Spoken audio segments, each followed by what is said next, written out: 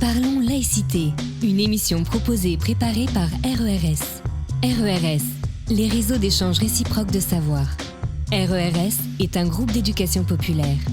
Les citoyens et les citoyennes participants et acteurs actifs sont sans distinction d'âge, de conviction politique ou religieuse, ni d'origine culturelle ou sociale. L'objectif est de participer concrètement à la vie de la République, même modestement, dans notre ville et dans notre région.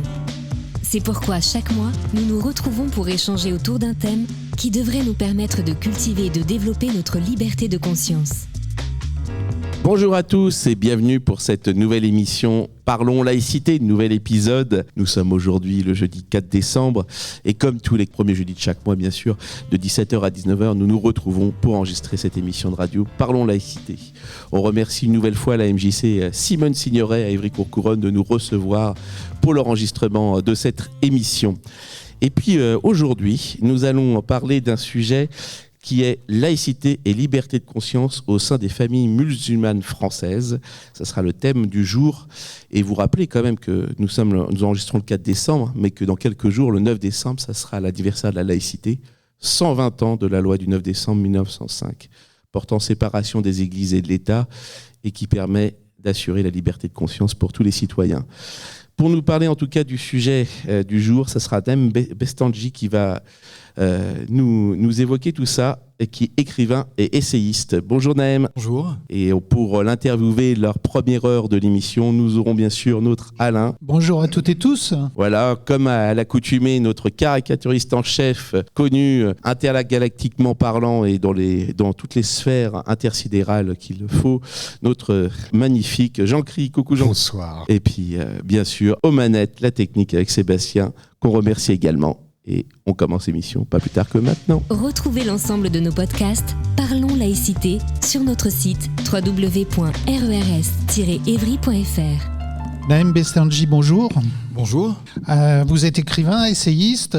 Laïcité et liberté de conscience au sein des familles musulmanes. Ça a fait beaucoup parler dans toutes les chaumières à Évry. Racontez-nous un peu votre parcours. Comment vous en êtes arrivé à être un peu un spécialiste autour de ça ? Alors, je suis plus spécialisé dans la recherche sur l'islamisme, notamment par rapport à l'outil politique de l'islamisme qui est le voile, et aussi sur les questions de laïcité. Concernant le sujet d'aujourd'hui sur la liberté de conscience au sein des familles musulmanes, je suis concerné à plusieurs niveaux. D'abord, moi-même, j'ai été de confession musulmane. Je suis d'origine tunisienne. Toute ma famille vit en Tunisie, sauf la famille nucléaire, hein, mes parents, mon frère et ma sœur. On est nés et on a grandi à Grenoble, à Échirolles plus précisément, en banlieue de Grenoble. Et donc le rapport à la religion était comme celui de bon nombre, voire peut-être de la plupart des familles venues du Maghreb dans les années 60-70, c'est-à-dire un rapport culturel et un rapport religieux assez, je dirais, soft, adapté à notre monde d'aujourd'hui. Et puis, moi, de mon côté, sur le plan personnel, je croyais parce que c'était évident, puisque depuis que je suis né, on me disait que Dieu existe, donc pour moi, Dieu existe. Et que les histoires que ma mère me racontait, sur les histoires des prophètes, de Moïse, de ce qu'on appelle Aïssa, c'est-à-dire Jésus, de Marie, de Mohamed, moi, ça me faisait un peu voyager dans ma tête, ça me faisait rêver. C'est-à-dire que je prenais ça pour des contes, mais des contes qui ont existé, puisque les grands, à l'époque j'étais enfant, les grands me disaient si ça existait, donc ils sont grands, donc ce qu'ils disent c'est vrai. Et donc j'y croyais à ces histoires et j'imaginais beaucoup. J'essayais d'imaginer Moïse quand il a séparé la mer en deux et tout ça. J'avais vu le film américain, notamment avec Charlton Heston. Et puis en même temps, vous allez comprendre le rapport, mais j'adorais Récré à deux. Donc j'étais un fan de Goldorak, d'Albator, de Candy. Et le soir, quand ma mère nous racontait les histoires de Moïse et tout ça, avant de m'endormir, ça se mélangeait un peu dans ma tête. Donc il y avait Moïse qui devait se battre contre les Golgoths, il y avait Jésus qui était dans son vaisseau spatial, avec sa cape de corsaire.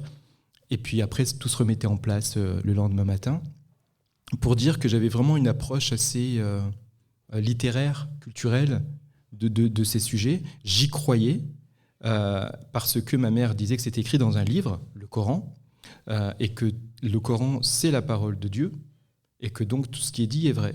Et moi, j'étais fasciné. J'ai dit, ah ouais, il y a un seul livre au monde, il a été envoyé par Dieu, donc c'est vraiment la parole de Dieu, ça doit être incroyable. J'avais pas de Coran à la maison, donc pour moi c'était un livre quasi magique. Et je me disais, mais comment ils savent qu'il y a eu Adam et Ève ? Comment ils savent qu'il y a Moïse qui a ouvert la mer en deux ? Après je me dis, de toute façon ils sont grands, ils savent parce qu'ils ont des preuves. Donc je les aurai plus tard, ces preuves. Donc moi je leur fais confiance. Et puis je grandis, la religion, je m'en fichais totalement en fait. J'étais musulman juste parce que de culture, voilà, on me disait que je l'étais. À l'époque, il n'y avait pas, quand j'étais enfant, les questions de halal, ça n'existait pas. On n'avait jamais entendu ce mot utilisé. Il y avait juste le porc. Le porc, c'était interdit. Mais j'ai toujours eu un esprit, j'allais dire rebelle, mais plus indépendant. C'est-à-dire que j'avais besoin de comprendre. Si on m'interdit quelque chose ou si on m'oblige à faire quelque chose, il faut qu'on me dise pourquoi. Pourquoi, oui. Pourquoi ? Et là, pour le porc, non seulement on m'a jamais dit pourquoi, les excuses, les raisons qu'on me donnait pour moi, de mes yeux d'enfant, n'étaient pas valables, du genre parce que Dieu l'interdit. Ok, mais pourquoi il l'interdit ? Et parce que ça peut rendre malade. Enfin, on essayait de me faire peur. Mais je voyais tous mes copains et mes copines de l'école qui ne sont pas musulmans, ils mangent du porc, ça sent super bon. C'est vrai, les plats sentaient super bon. C'est pas parce que c'était du porc pour moi, c'est juste que ça sentait bon. Je savais pas ce qu'il y avait dedans. Et parfois j'en mangeais, mais parce que pour moi c'est une viande comme une autre. C'est bon, c'est pas nocif pour la santé. J'allais pas être hospitalisé, j'allais pas être foudroyé sur place. Je fais rien de mal, je fais de mal à personne et personne me fait de mal. Donc je voyais pas pourquoi je pouvais pas en manger. Donc j'en ai toujours mangé. Et j'ai une anecdote. C'était un jour au centre aéré. Où là, il y avait donc du boudin noir au menu. J'en avais jamais mangé, j'en avais jamais vu. Et je vois arriver, pour moi, c'était dans une assiette bien blanche, bien propre, je voyais une grosse crotte. Pour moi, c'était de la khra. Voilà. Et elle était bien présentée, hein, elle était bien lisse et tout, mais ça restait une crotte. Et les animateurs me disaient, bon allez, il faut manger là. Donc moi, je reculais, je voulais pas manger et tout, ça me donnait pas envie. Et puis finalement, je commence à prendre avec ma fourchette, je commence à approcher de ma bouche. Il y a un autre animateur qui vient vers moi qui dit « Naëm, t'es pas musulman toi ?» Et je fais « Pourquoi ?» Il me dit parce que pour les musulmans, il y a une omelette là-bas, avec du thon et je sais plus quoi, une omelette. Et je vois l'omelette super appétissante et puis je fais un grand oui avec la tête. Oui, je suis musulman. Voilà, j'ai jamais autant affirmé de ma vie être musulman que ce jour-là. J'avais 8 ans. Mais sinon, à part ça, j'ai jamais été... dans la religion, je n'ai jamais fait le ramadan, j'ai dû le faire 2-3 jours dans ma vie pour faire plaisir à ma mère. Quand elle a vu que je le faisais pour lui faire plaisir et non pas par conviction, elle m'a dit de ne plus le faire. Elle a dit si un jour je le fais, ce sera par conviction.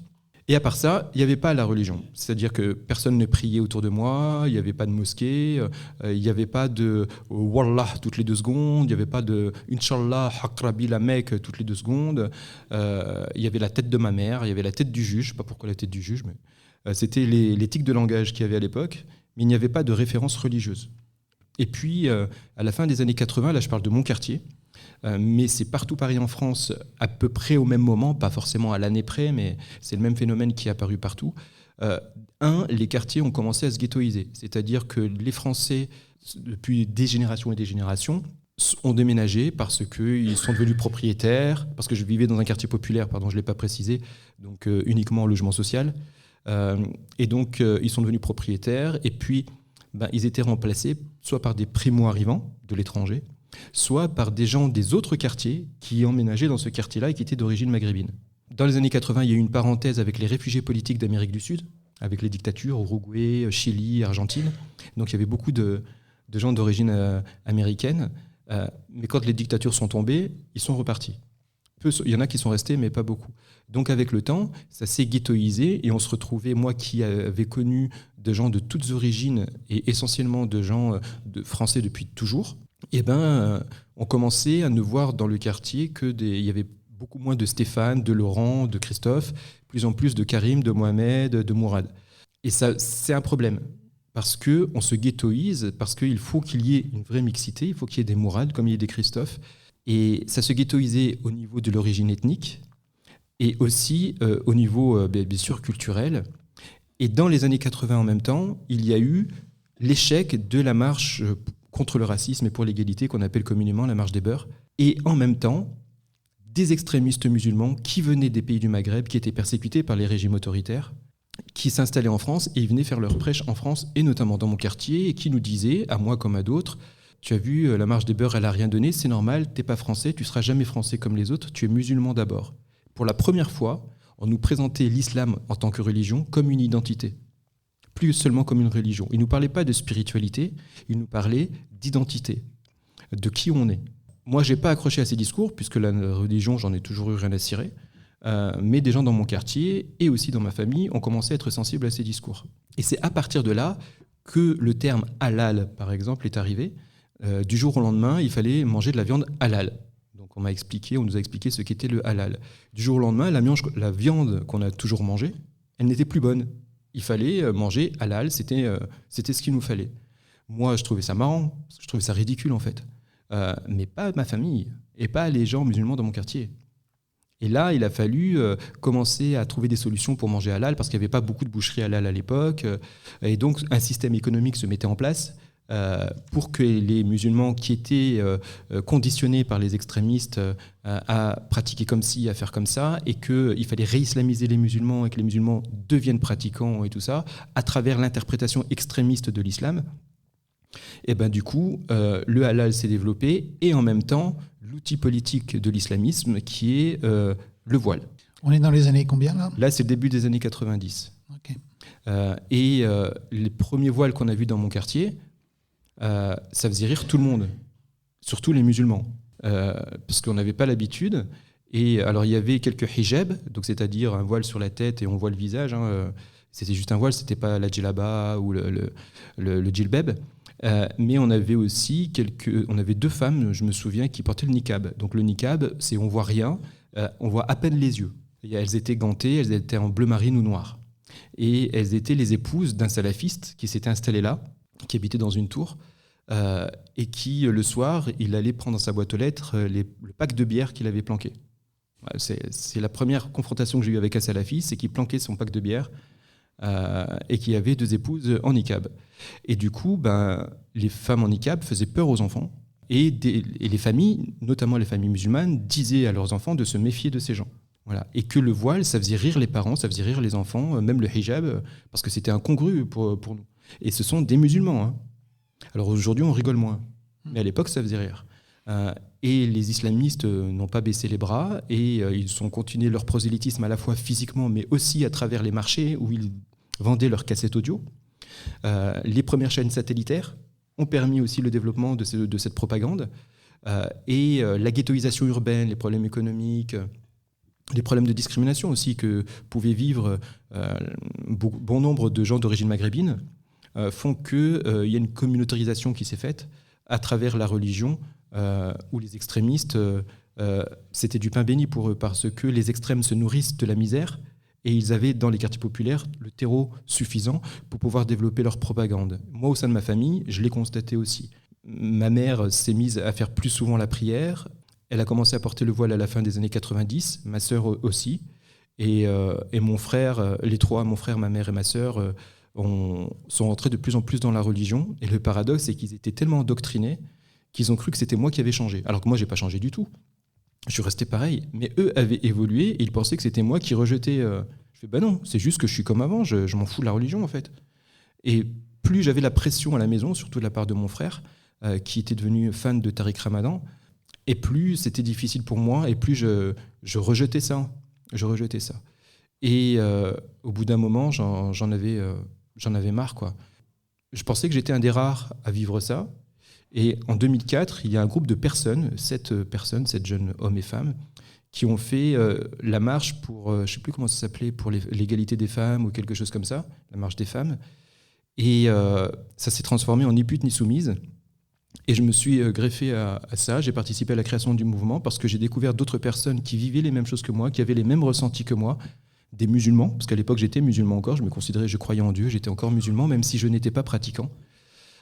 Mais au bout d'un moment, surtout quand je m'étais investi dans des Ni Soumises où on était souvent confronté à des islamistes, j'en avais marre en fait. J'en avais marre de l'islam, j'en avais marre même des musulmans. Franchement, j'en pouvais plus. Le voile se développait de partout. J'en avais ras-le-bol. J'étais devenu aussi intolérant que les islamistes étaient intolérants envers les autres. Et paradoxalement, c'est quand j'ai commencé à travailler de façon intellectuelle dans mes recherches sur l'islamisme que j'ai rencontré des musulmans progressistes et eux m'ont réconcilié un petit peu avec ma culture et l'islam, même si entre-temps, j'en pouvais tellement plus que j'ai apostasié, que j'ai réfléchi, je me suis posé plein de questions, d'où viennent les religions, pourquoi les monothéismes, pourquoi on ne croit pas en Zeus aujourd'hui. Voilà, toutes ces questions-là, philosophiques, politiques aussi, j'en suis arrivé à la conclusion en fait, que ce sont des mythologies, que les religions d'aujourd'hui sont les mythologies de demain, et que tout ça, ça n'est que de la croyance. Il n'y a absolument rien qui prouve l'existence d'un Dieu, et encore moins de ses prophètes, du côté surnaturel de leurs prophètes, etc. Et donc j'ai apostasié, j'ai tout rejeté, aussi bien la religion que les gens, que les musulmans. Même ma famille, je ne voulais plus la voir. J'en pouvais plus, c'était trop. Le prosélytisme, c'était insupportable. Les rappels à la religion constants. Mais ça serait bien que tu fasses le ramadan. Tu pratiques pas, mais si, fais un effort. Mais ça, c'est pas halal. T'as pensé à dire Bismillah. T'as pensé à faire ta shahada. La shahada, c'est la profession de foi que je devais faire tous les soirs avant de m'endormir. J'en avais marre, quoi. C'était devenu sectaire, en fait. C'est une secte. Tout est fait pour embrigader, pour laver le cerveau des gens et pour leur faire croire à des absurdités. Moi, c'était ça. Donc, j'en avais marre. Et plus on essayait de me pousser dans la religion, et plus je m'en éloignais. Et c'est arrivé un moment où je rejetais tout, y compris les individus. Et quand j'ai commencé à travailler sur l'islamisme et à me pencher sur la notion de laïcité, dont j'avais déjà quelques notions, parce que je ne l'ai pas précisé, mais en dehors d'être issu d'une famille maghrébine et musulmane et d'avoir vécu dans les quartiers populaires toute ma vie, j'ai travaillé aussi dans le social. J'ai travaillé d'abord en tant que bénévole dans des associations de quartier, pour travailler avec les habitants, et aussi en tant que professionnel ensuite, en tant qu'animateur socioculturel, de la petite enfance jusqu'aux jeunes adultes. Donc en tant que professionnel aussi. Toujours à Grenoble. Toujours à Grenoble.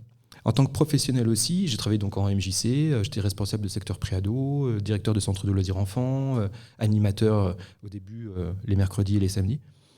Et donc même dans mon travail, j'ai constaté le développement de l'extrémisme musulman. C'est pas simplement le développement de l'islam, c'est le développement d'un islam rigoriste et ultra-identitaire et conservateur. C'est-à-dire qu'avant, par exemple, quand on faisait des activités avec les enfants, on prévoyait un goûter, on faisait un goûter, des biscuits, des machins, pas de problème.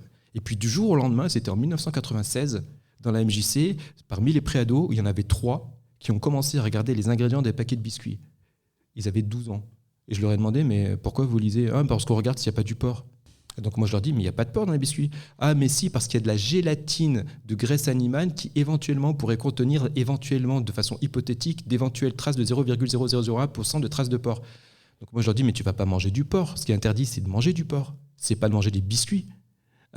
Et en fait, c'était les extrémistes musulmans qui veulent absolument tout, ce qu'on dit, halaliser, jusqu'au moindre bonbon. Et ça, c'était nouveau. C'est-à-dire que 5-6 ans avant, la viande halal est arrivée. Maintenant, c'est jusqu'au biscuit. Et donc, des préados se transformaient en police de la charia en culotte courte pour surveiller les autres ados. C'est même pas qu'ils l'appliquaient que pour eux-mêmes. C'est qu'ils surveillaient et ils imposaient aux autres ados, et nous, on devait gérer ça en tant qu'animateurs, de ne pas manger les paquets de biscuits parce qu'il pouvait y avoir de la graisse animale, éventuellement à base de porc. Voilà. Et ça, en tant que professionnel, il fallait le gérer. Et on était un peu désarmés parce que la laïcité, en stage BAFA ou en BAFD, on en parlait très peu parce que c'était comme un livre qui prenait la poussière sur une étagère. On considérait ça comme acquis. Ça a été très difficile. On avait de plus en plus de difficultés à faire des activités mixtes. Les mini-camps mixtes, ça devenait de plus en plus compliqué. Les filles avaient de moins en moins le droit d'y aller, etc. Elles s'habillaient de plus en plus souvent en survêtement. Il fallait cacher leur forme. Certaines commençaient à mettre le hijab, chose qui était impensable auparavant. Donc je voyais vraiment cette évolution dans mon travail, je le voyais dans ma famille, et donc j'ai eu une overdose en fait, j'en ai eu marre, quoi. Et ensuite, quand j'ai commencé mes recherches à la fois sur l'islamisme et aussi à me pencher sur la laïcité, parce que je voulais vraiment devenir quelqu'un qui maîtrise bien le sujet de la laïcité, donc j'ai fait aussi ce travail de recherche quand j'étais étudiant en histoire, donc je me suis, dès que je pouvais, spécialisé sur ces questions-là. Et le paradoxe, c'est que j'ai croisé donc des musulmans progressistes et ces recherches m'ont un peu calmé, m'ont réconcilié un petit peu avec ma culture, la culture familiale, et je me suis dit que finalement, c'est pas tant les gens le problème que l'idéologie, c'est pas tant forcément l'islam qui est un problème en soi, moi c'est mon opinion, mais je comprends que d'autres disent ici, l'islam est un problème en soi, mais c'est l'interprétation qu'on en fait. Et c'est l'instrumentalisation des extrémistes qui font que cette religion est une monstruosité. Pour moi, et je le dis, c'est une monstruosité à travers le voile des femmes, parce que ça fait des femmes des objets sexuels tentateurs à dissimuler pour pas exciter les hommes. C'est ça, hein, l'existence du voile, c'est que ça. Il n'y a aucune autre raison que celle-là.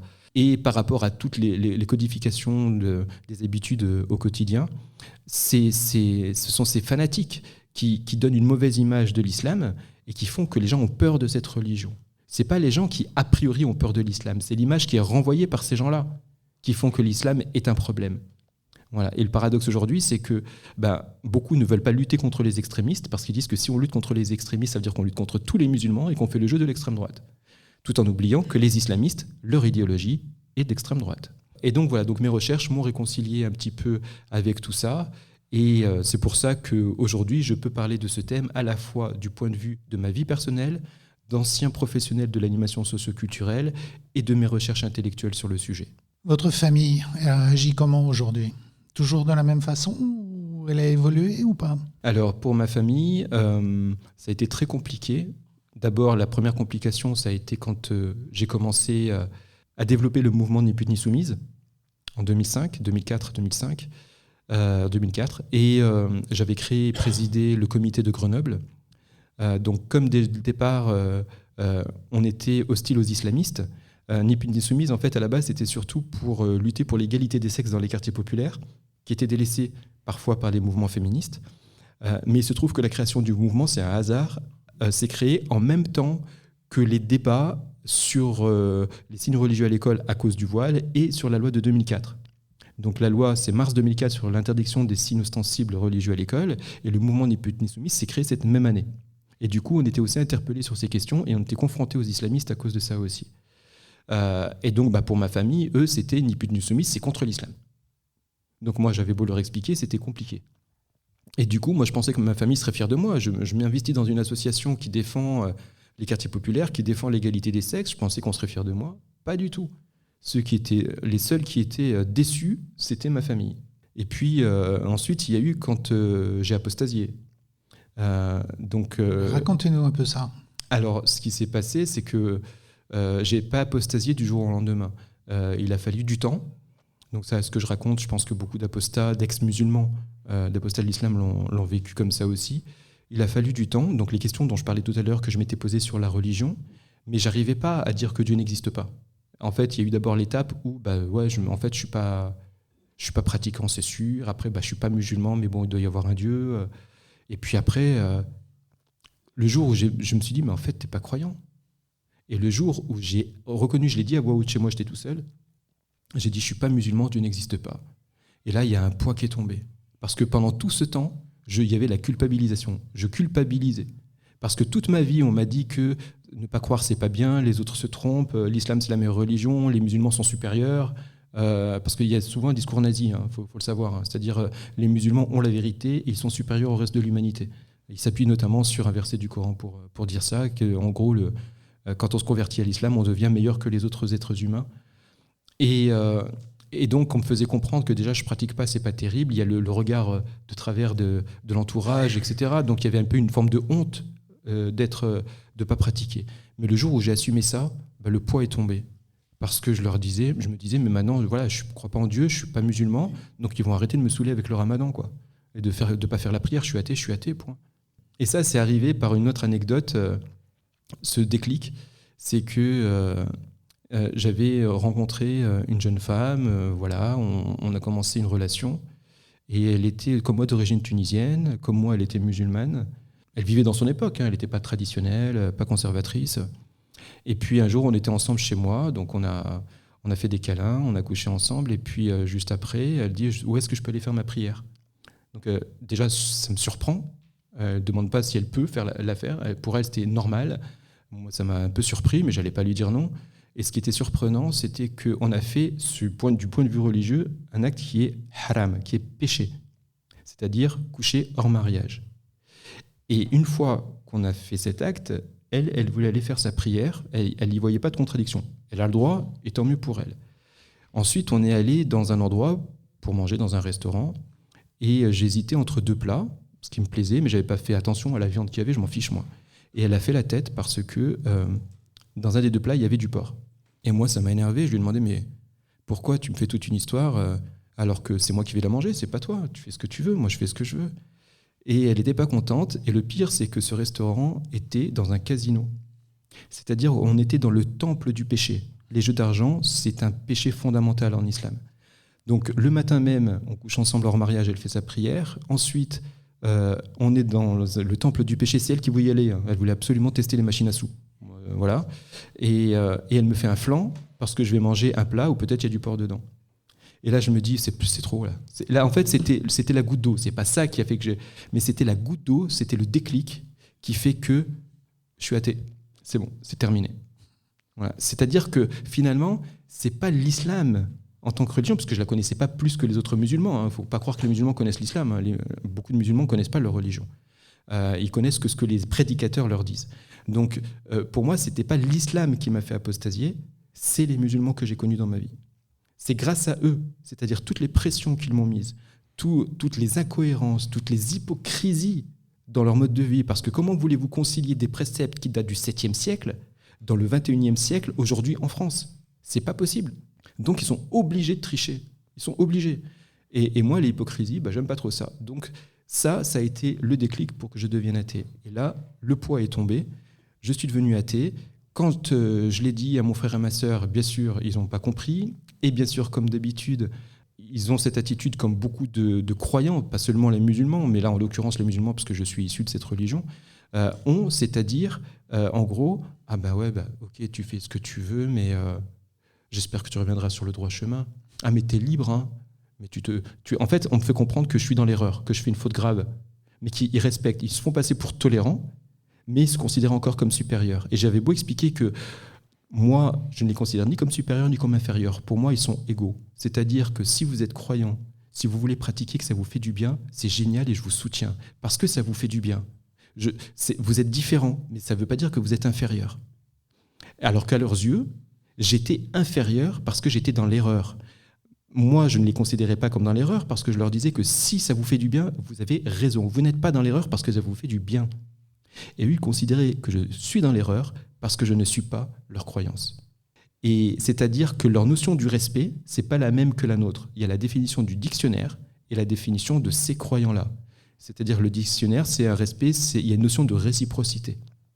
Là, c'est unilatéral. C'est-à-dire, respectez-nous en tant que musulmans et peut-être qu'on vous respectera un peu de notre côté. Voilà. C'est l'image que ces musulmans que j'ai rencontrés ont renvoyée. Donc forcément, ça n'a fait que renforcer ma conviction d'être soulagé d'avoir quitté cette religion. Et ce sont donc bien des croyants qui m'ont poussé vers l'athéisme parce qu'ils voulaient absolument me faire entrer dans la religion. Et ce n'est pas la religion elle-même, c'est tout le paradoxe. Du coup, vous n'avez pas épousé cette jeune fille qui ne pouvait épouser qu'un musulman. Non, j'ai arrêté la relation. Suite à cet épisode-là, c'était pas possible. Est-ce que vous avez des exemples d'autres, par exemple de femmes qui ont apostasé ? Apostasié ? Apostasié, pardon. Alors, oui, j'en ai connu. Et j'ai aussi entendu des témoignages parce qu'il faut savoir que jusqu'à très récemment, les musulmans qui apostasiaient n'en parlaient pas. Parce qu'il faut bien le comprendre, là je fais des allers-retours volontaires entre mon expérience personnelle et la notion de laïcité, les choses comme ça, c'est qu'en France, surtout nos élus politiques disent que la laïcité, c'est la liberté de croire, de ne pas croire, de pratiquer, de ne pas pratiquer. Ça, c'est bien beau, ça. Mais ce n'est pas vrai. Il y a la liberté de croire, oui. Mais il n'y a pas la liberté de ne pas croire. Il y a la liberté de pratiquer, oui. Mais dans beaucoup de familles, il n'y a pas la liberté de ne pas pratiquer. La notion de liberté de conscience au sein de nombreuses familles musulmanes n'existe pas. Pour eux, la laïcité, il y a deux visions. Soit la laïcité est hostile à l'islam et aux musulmans, de leur point de vue, soit la laïcité, c'est uniquement la liberté de croire et de pratiquer, mais pas la liberté de ne pas croire et de ne pas pratiquer. Donc pour eux, la notion de liberté de conscience, c'est quelque chose de mauvais en soi, c'est quelque chose de dangereux. Donc les musulmans qui ont quitté l'islam le gardent pour eux, c'est-à-dire qu'ils le cachent même souvent à leurs frères, leurs sœurs, leurs parents, quand ils vivent encore au domicile familial. J'ai eu des témoignages, c'est surtout beaucoup les femmes qui, quand elles ont apostasié, ne le disent même pas à leur mari. Elles le cachent parce qu'elles ont peur des réactions de leur mari et elles ont même peur des réactions de leurs propres enfants. C'est-à-dire que les parents ont en charge l'éducation de leurs enfants. Donc si, par exemple, il y a un parent qui est croyant, pratiquant et l'autre qui est athée, eh ben, les deux apportent ces deux différences à leurs enfants. Ça montre une forme de tolérance aussi. Et ensuite, les enfants, en grandissant, font leur choix en toute liberté, justement. Là, ce n'est pas le cas. C'est-à-dire que le parent qui est athée ne dit rien. Le parent qui est croyant transmet toutes les valeurs religieuses à leurs enfants, et le parent qui est athée ne dit rien. Parce qu'il ne faut pas savoir qu'elle ou il est athée. Parce que sinon, c'est la catastrophe dans la famille. Et souvent pour les femmes, c'est aussi l'opprobre, c'est la honte sur la famille en général. Et donc, elles se taisent, aussi des garçons, mais surtout des filles, le cachent. Ils en parlent à leurs collègues de travail, tout ça, mais au sein de la famille, personne ne le sait. Depuis 2-3 ans, peut-être même plus longtemps, mais en tout cas, ça prend forme vraiment depuis 2-3 ans, il y a des ex-musulmans qui s'expriment, qui osent prendre la parole. Les réseaux sociaux permettent ça. D'abord parce que ça permet de rester anonyme. Au départ, la plupart, voire tous, étaient anonymes. Et je pense que c'est parti notamment du Maghreb, où il y a ce qu'on appelle le mouvement des déjeuneurs. C'est-à-dire pendant le ramadan, il y a beaucoup de gens qui sont musulmans mais qui ne veulent pas pratiquer, ou des gens qui sont athées mais qui ne le disent pas. Et donc pendant le ramadan, ils mangent mais en cachette, comme des voleurs, comme si c'était des délinquants. Et là, il y a des mouvements, il y a une dizaine, quinzaine d'années, au Maghreb, quelques groupes de personnes se sont dit, nous on va assumer et on va manger en pique-nique, en plein air. Et donc, ils ont publié ça sur les réseaux sociaux. Bien sûr, ils sont menacés de mort, ils sont insultés. Et c'est là que la notion de respect revient, puisqu'on considère qu'il manque de respect. Voilà. C'est-à-dire que le respect, il est unilatéral. Donc, le pire, c'est qu'ils ne font que satisfaire un besoin élémentaire de l'humanité, à savoir se nourrir.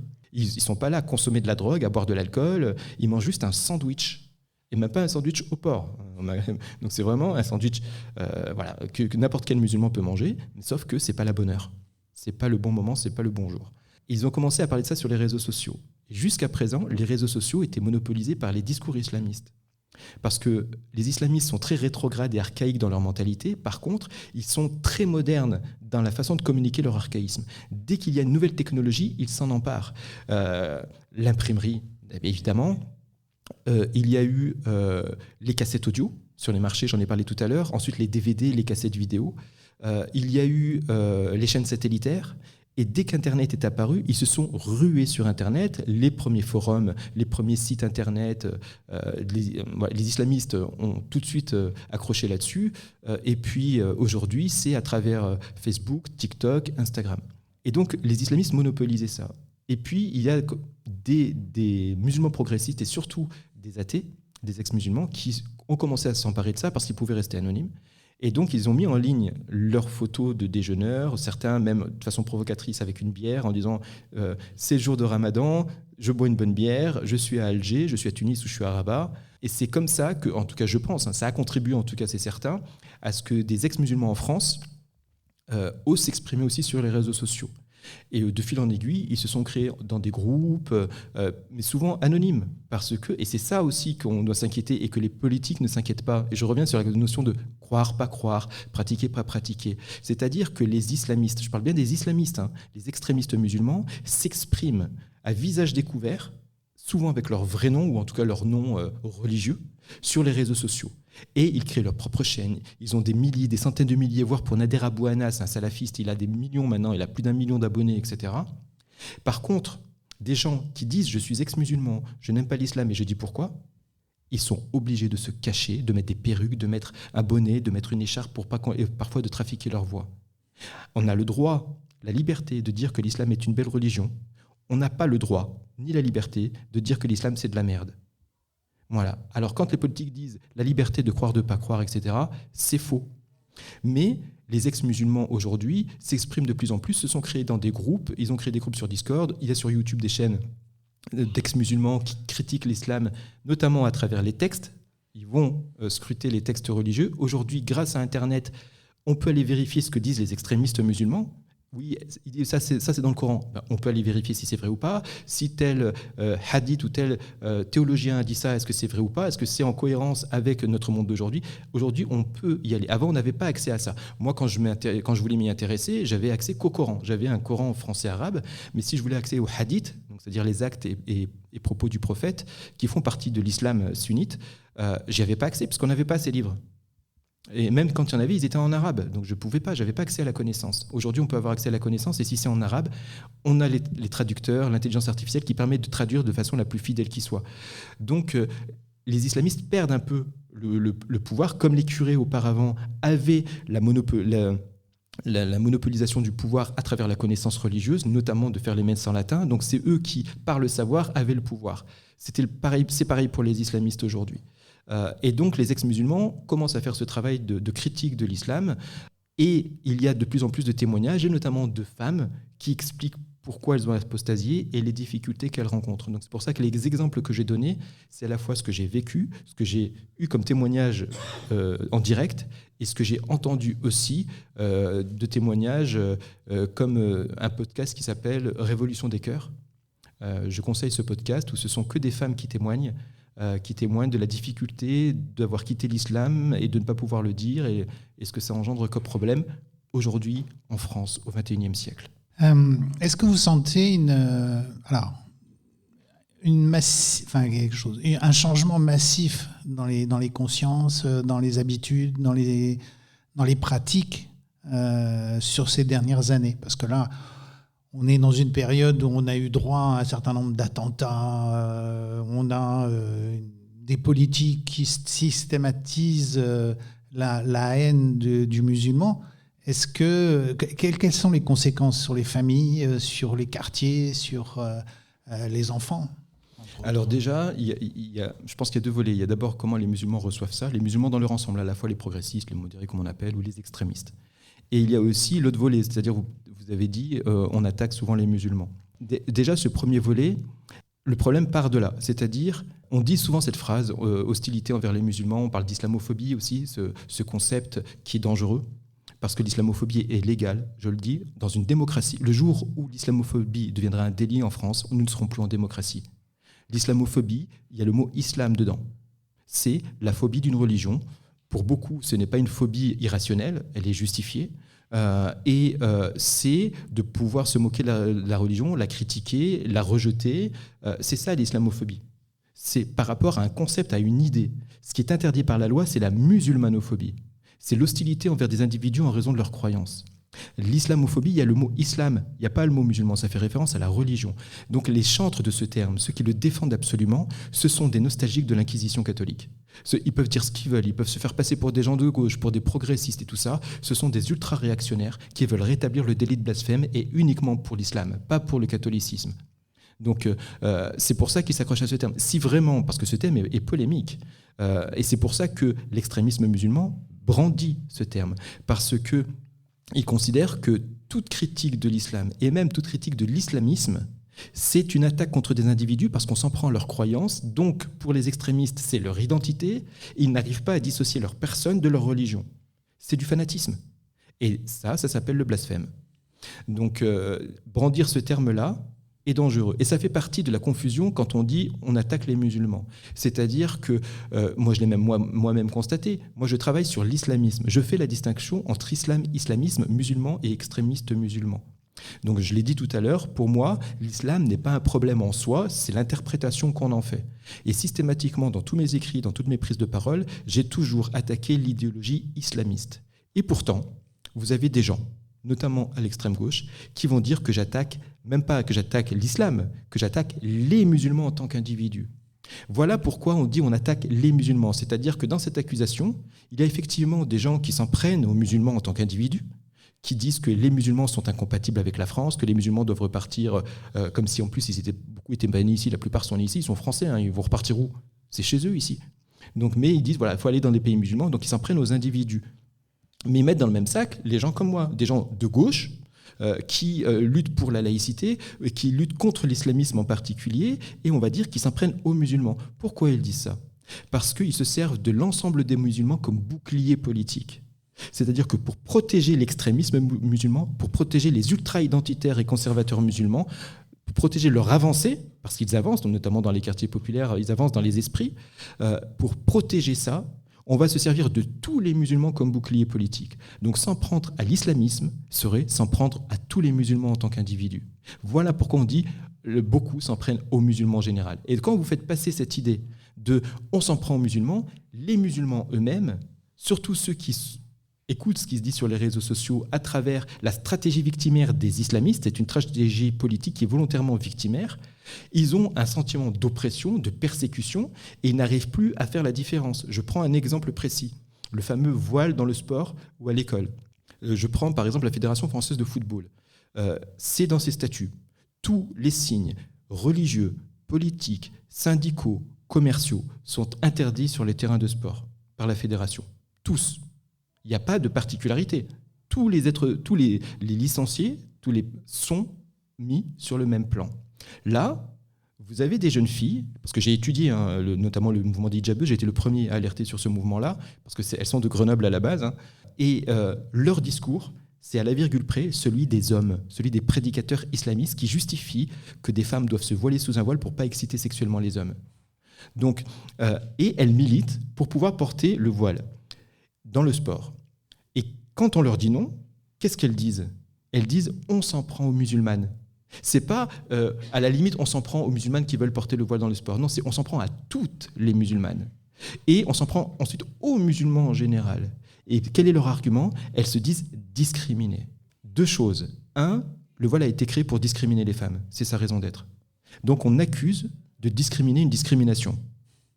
Et la deuxième chose, c'est qu'elle considère qu'une demande de privilège, parce qu'elle demandait un privilège, elle demandait une dérogation qui est refusée à tous les autres. Il n'y a pas, par exemple, je ne sais pas moi, de chrétien qui est venu avec une croix géante sur un t-shirt en disant « je vais aller sur un terrain comme ça ». Il n'y a personne qui est venu avec un bonnet géant pour dire « vive la CGT » ou « votez Mélenchon ». Non, il n'y a que des militantes islamistes qui veulent afficher leur idéologie sur un terrain. Donc il n'y a pas des chrétiens à qui on a dit oui et elles à qui on dit non. Donc elles demandent un privilège. Et parce qu'on leur dit non à leur demande de privilège, elles se considèrent comme discriminées. C'est la stratégie victimaire. Et cette stratégie passe dans les esprits. Et c'est pour ça que dans l'esprit de beaucoup de musulmans, on dit la France s'en prend aux musulmans. Les islamistes ont réussi et n'auraient jamais pu réussir seuls. Ils ont réussi aussi grâce à une partie de la gauche qui les soutient. Vous avez écrit un bouquin. Il arrive à peu près dans ces eaux-là ? Mon livre est sorti en 2021. C'est sur le voile. Ça s'appelle « Le linceul du féminisme, caresser l'islamisme dans le sens du voile », où je développe vraiment tout ce qu'il faut savoir sur le voile. Toutes les questions qu'on peut se poser, il y a les réponses dedans. De ses origines, de sa place dans le Coran. Est-ce que le voile est dans le Coran ou pas ? Spoiler, non. Il est dans les hadiths plus tard, à la limite, mais pas dans le Coran lui-même. Malgré une traduction française que tout le monde reprend pour justifier que le voile est bien dans le Coran, mais en arabe, dans la version originale, ça n'est pas mentionné. En passant par les prédicateurs, comment est-ce qu'ils réussissent à justifier le port du voile ? Quels sont leurs arguments ?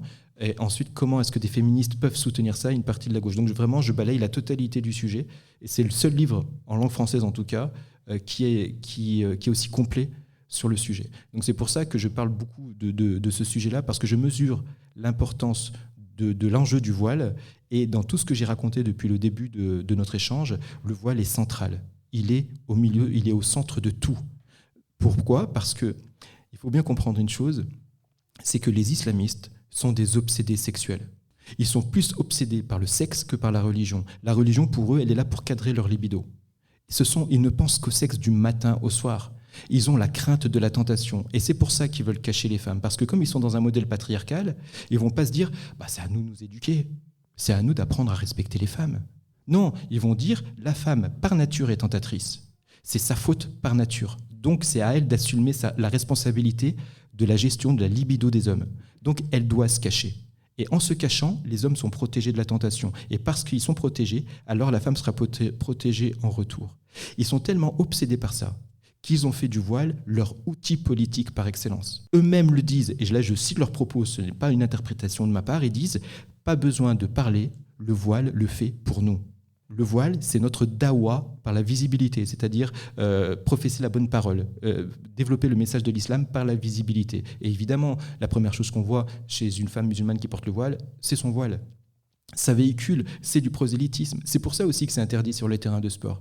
Parce que c'est un panneau publicitaire géant pour une idéologie, et en plus une idéologie totalitaire extrémiste qui est l'islamisme. Parce que tous les musulmans ne reconnaissent pas le port du voile comme une prescription. Beaucoup le considèrent comme un héritage culturel sexiste et patriarcal. En revanche, la totalité des islamistes considèrent que c'est une obligation religieuse. Et qui dit obligation, dit absence de choix. D'où le fait qu'il n'y a pas de libre choix dans le port du voile. Ça n'existe pas. C'est un consentement, on donne son accord pour se soumettre à ça, mais il n'y a pas de libre choix. S'il y avait un libre choix, si aucun homme ne prescrivait le voile, aucune femme ne le porterait. C'est aussi simple que ça. Quelle a été la réaction de votre famille à ce livre ? Encore plus hostile que quand je m'étais engagé dans Ni pute ni soumise. Voilà, je pensais naïvement que ma famille serait fière, parce que je suis seul de ma famille à avoir sorti un livre. Et ça a été la douche froide, puisque ma mère n'a même pas voulu le lire. Et elle n'en parlait pas, donc c'est moi qui lui en ai parlé. Et elle est devenue rouge de colère. Presque la même réaction que quand je lui ai dit que j'avais apostasié. Parce que quand j'ai apostasié, j'ai oublié de préciser ça, que je lui ai dit... elle est passée par la phase pleurs, donc elle s'est mise à pleurer, et ensuite par la phase colère où elle a dit « tu n'es plus mon fils. Pour moi, Dieu est au-dessus de tout, même de mes enfants. Donc tu n'es plus mon fils. » Après, elle s'est calmée, mais c'est dur hein, quand vous avez votre mère qui vous dit « t'es plus mon fils parce que juste tu partages pas ma croyance, juste tu ne crois pas en mon ami imaginaire. » Alors pour elle, ce n'est pas un ami imaginaire, c'est vrai, pour elle c'est quelque chose qui existe, mais que je partage pas ça. Pour elle, elle est prête à me renier pour ça. Et d'où le fait que beaucoup de musulmans et de musulmanes, ex-musulmans, n'ont pas la force, le courage de dire à leurs parents, parce que, et ils me le disent, hein, j'aime mes parents, j'aime ma mère, j'aime mon père. Si je leur dis, ils me renient, et moi je veux pas. Voilà. Donc ça a été cette réaction. Et pour mon livre, ça a été un peu pareil. Le même discours que peuvent tenir les prédicateurs, les islamistes, c'est-à-dire je m'en prends à l'islam, je m'en prends aux musulmans. Pourtant, dans mon livre, qu'ils refusent de lire, je fais la distinction et surtout, je soutiens énormément et je partage le point de vue des musulmans progressistes.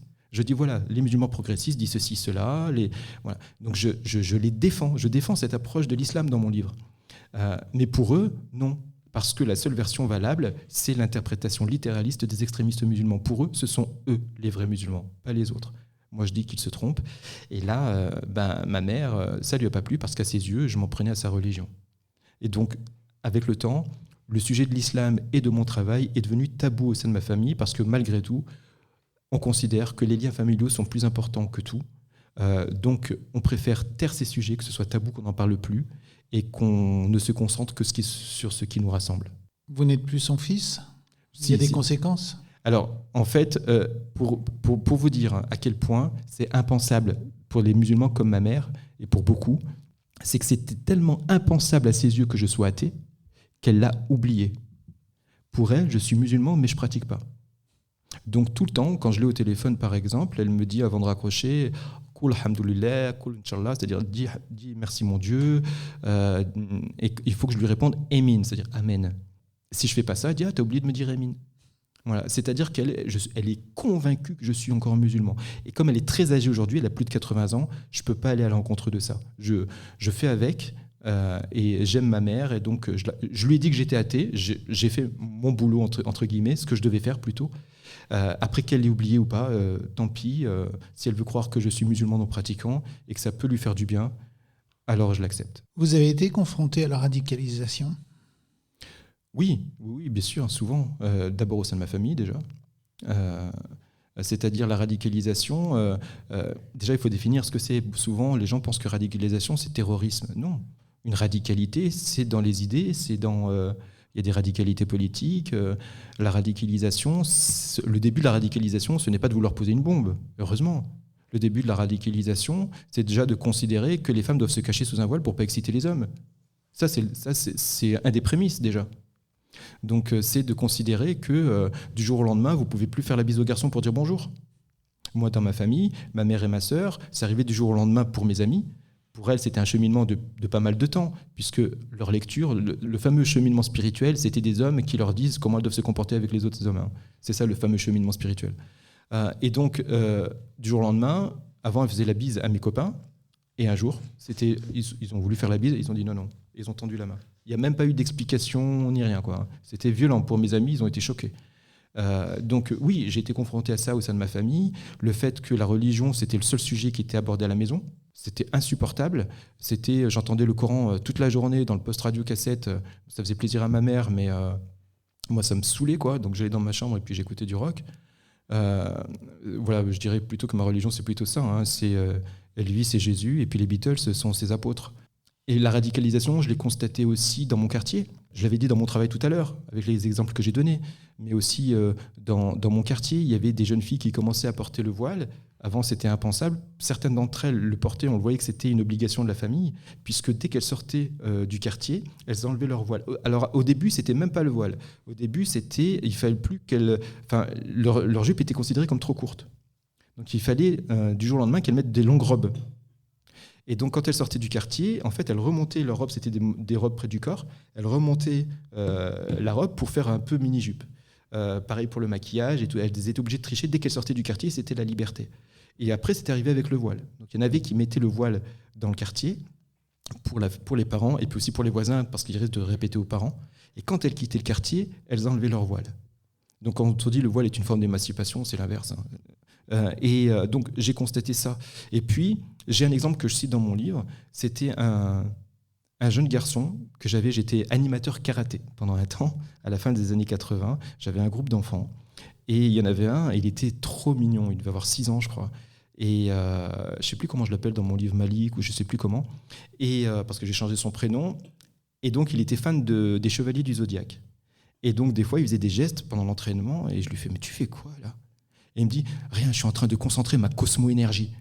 Il reprenait les termes du dessin animé, mais en plus, il disait sur l'humour. C'est-à-dire, il disait pour rigoler. Moi, je trouvais ça mignon. Il était génial, ce gamin. Et puis, je l'ai recroisé quelques années après, peut-être 15-20 ans après. Et à la fin des années 90, je crois, c'était dans un des lacs qui jouxtent Grenoble, sur les hauteurs de Grenoble, des lacs magnifiques. Il y avait un café. Et j'arrive et puis je le vois. Je dis, salut, qu'est-ce que tu fais là ? Il était avec un copain, la tête entre ses mains. Et je lui dis, mais qu'est-ce qu'il y a ? Il me dit, c'est le serveur, il n'a pas voulu nous servir parce qu'on est des Arabes. Et donc moi, je suis allé voir le serveur, il ne voulait rien savoir, il y avait la police montée, j'ai fait venir la police a forcé le serveur, et les jeunes me disent, non, c'est pas grave, on va s'en aller. Je fais, non, fais un geste militant politique, quoi. Ce mec est raciste, donc bois ton verre. Ils ont bu leur verre, sans saveur, et ils sont partis la tête baissée. J'étais dégoûté. Juste à cause de leur faciès, quoi. J'avais la rage. Et donc j'imagine eux aussi, parce que j'ai aussi été victime de discrimination, mais pas à ce point-là, parce que je ne suis pas typé comme eux. Et donc ça, c'était la fin des années 90. 3-4 ans après, je le recroise, j'étais en voiture. Il était habillé en salafiste, il avait la barbe jusque-là. Si on avait été à Halloween, j'aurais cru qu'il était déguisé en Ben Laden. Je n'ai pas pu m'empêcher de faire le lien entre cette discrimination, qui n'était pas la première qu'il a vécue, et son passage à l'extrémisme musulman. Et puis un jour, j'ai appris qu'il était parti en Syrie et qu'il n'est jamais revenu. Parlons laïcité.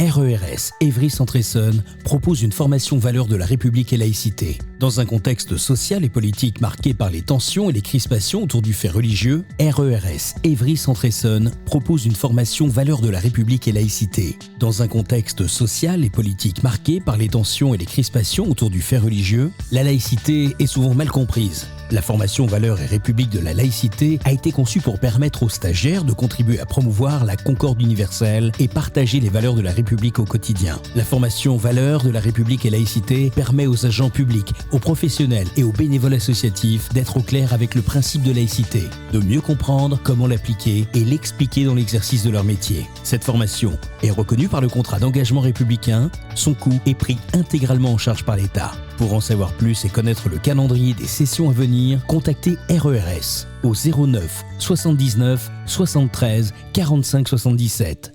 Parlons laïcité, le débat. Et puis je profite de cette petite pub que vous avez entendue pour vous dire qu'en plus des formations valeurs de la République et laïcité, depuis peu de temps, nous avons lancé des formations sur la lutte contre la radicalisation, des formations de 2 jours avec un formateur absolument extraordinaire. Donc n'hésitez pas aussi à venir nous en parler si vous êtes intéressé pour la faire. On va passer maintenant aux questions. Donc, qui veut poser la première question ? J'ai trouvé très intéressante votre conférence, mais comment vous voyez que ça puisse évoluer ? C'est difficile de répondre à cette question, mais je peux faire des hypothèses. Il y a plusieurs possibilités. Je pense que je suis déjà optimiste sur le très long terme. Je considère qu'on ne peut rien contre le progrès des consciences. Ce qu'on traverse là, c'est une étape difficile. On traverse un obscurantisme. Le christianisme a traversé cet obscurantisme il y a plusieurs siècles, et c'est autour de l'islam aujourd'hui. L'islam traverse son Moyen-Âge aujourd'hui, parce que la théologie islamique est dominée par l'extrémisme musulman, notamment par la théologie plutôt salafiste, ce qu'on appelle les littéralistes. Donc je suis pessimiste à court terme.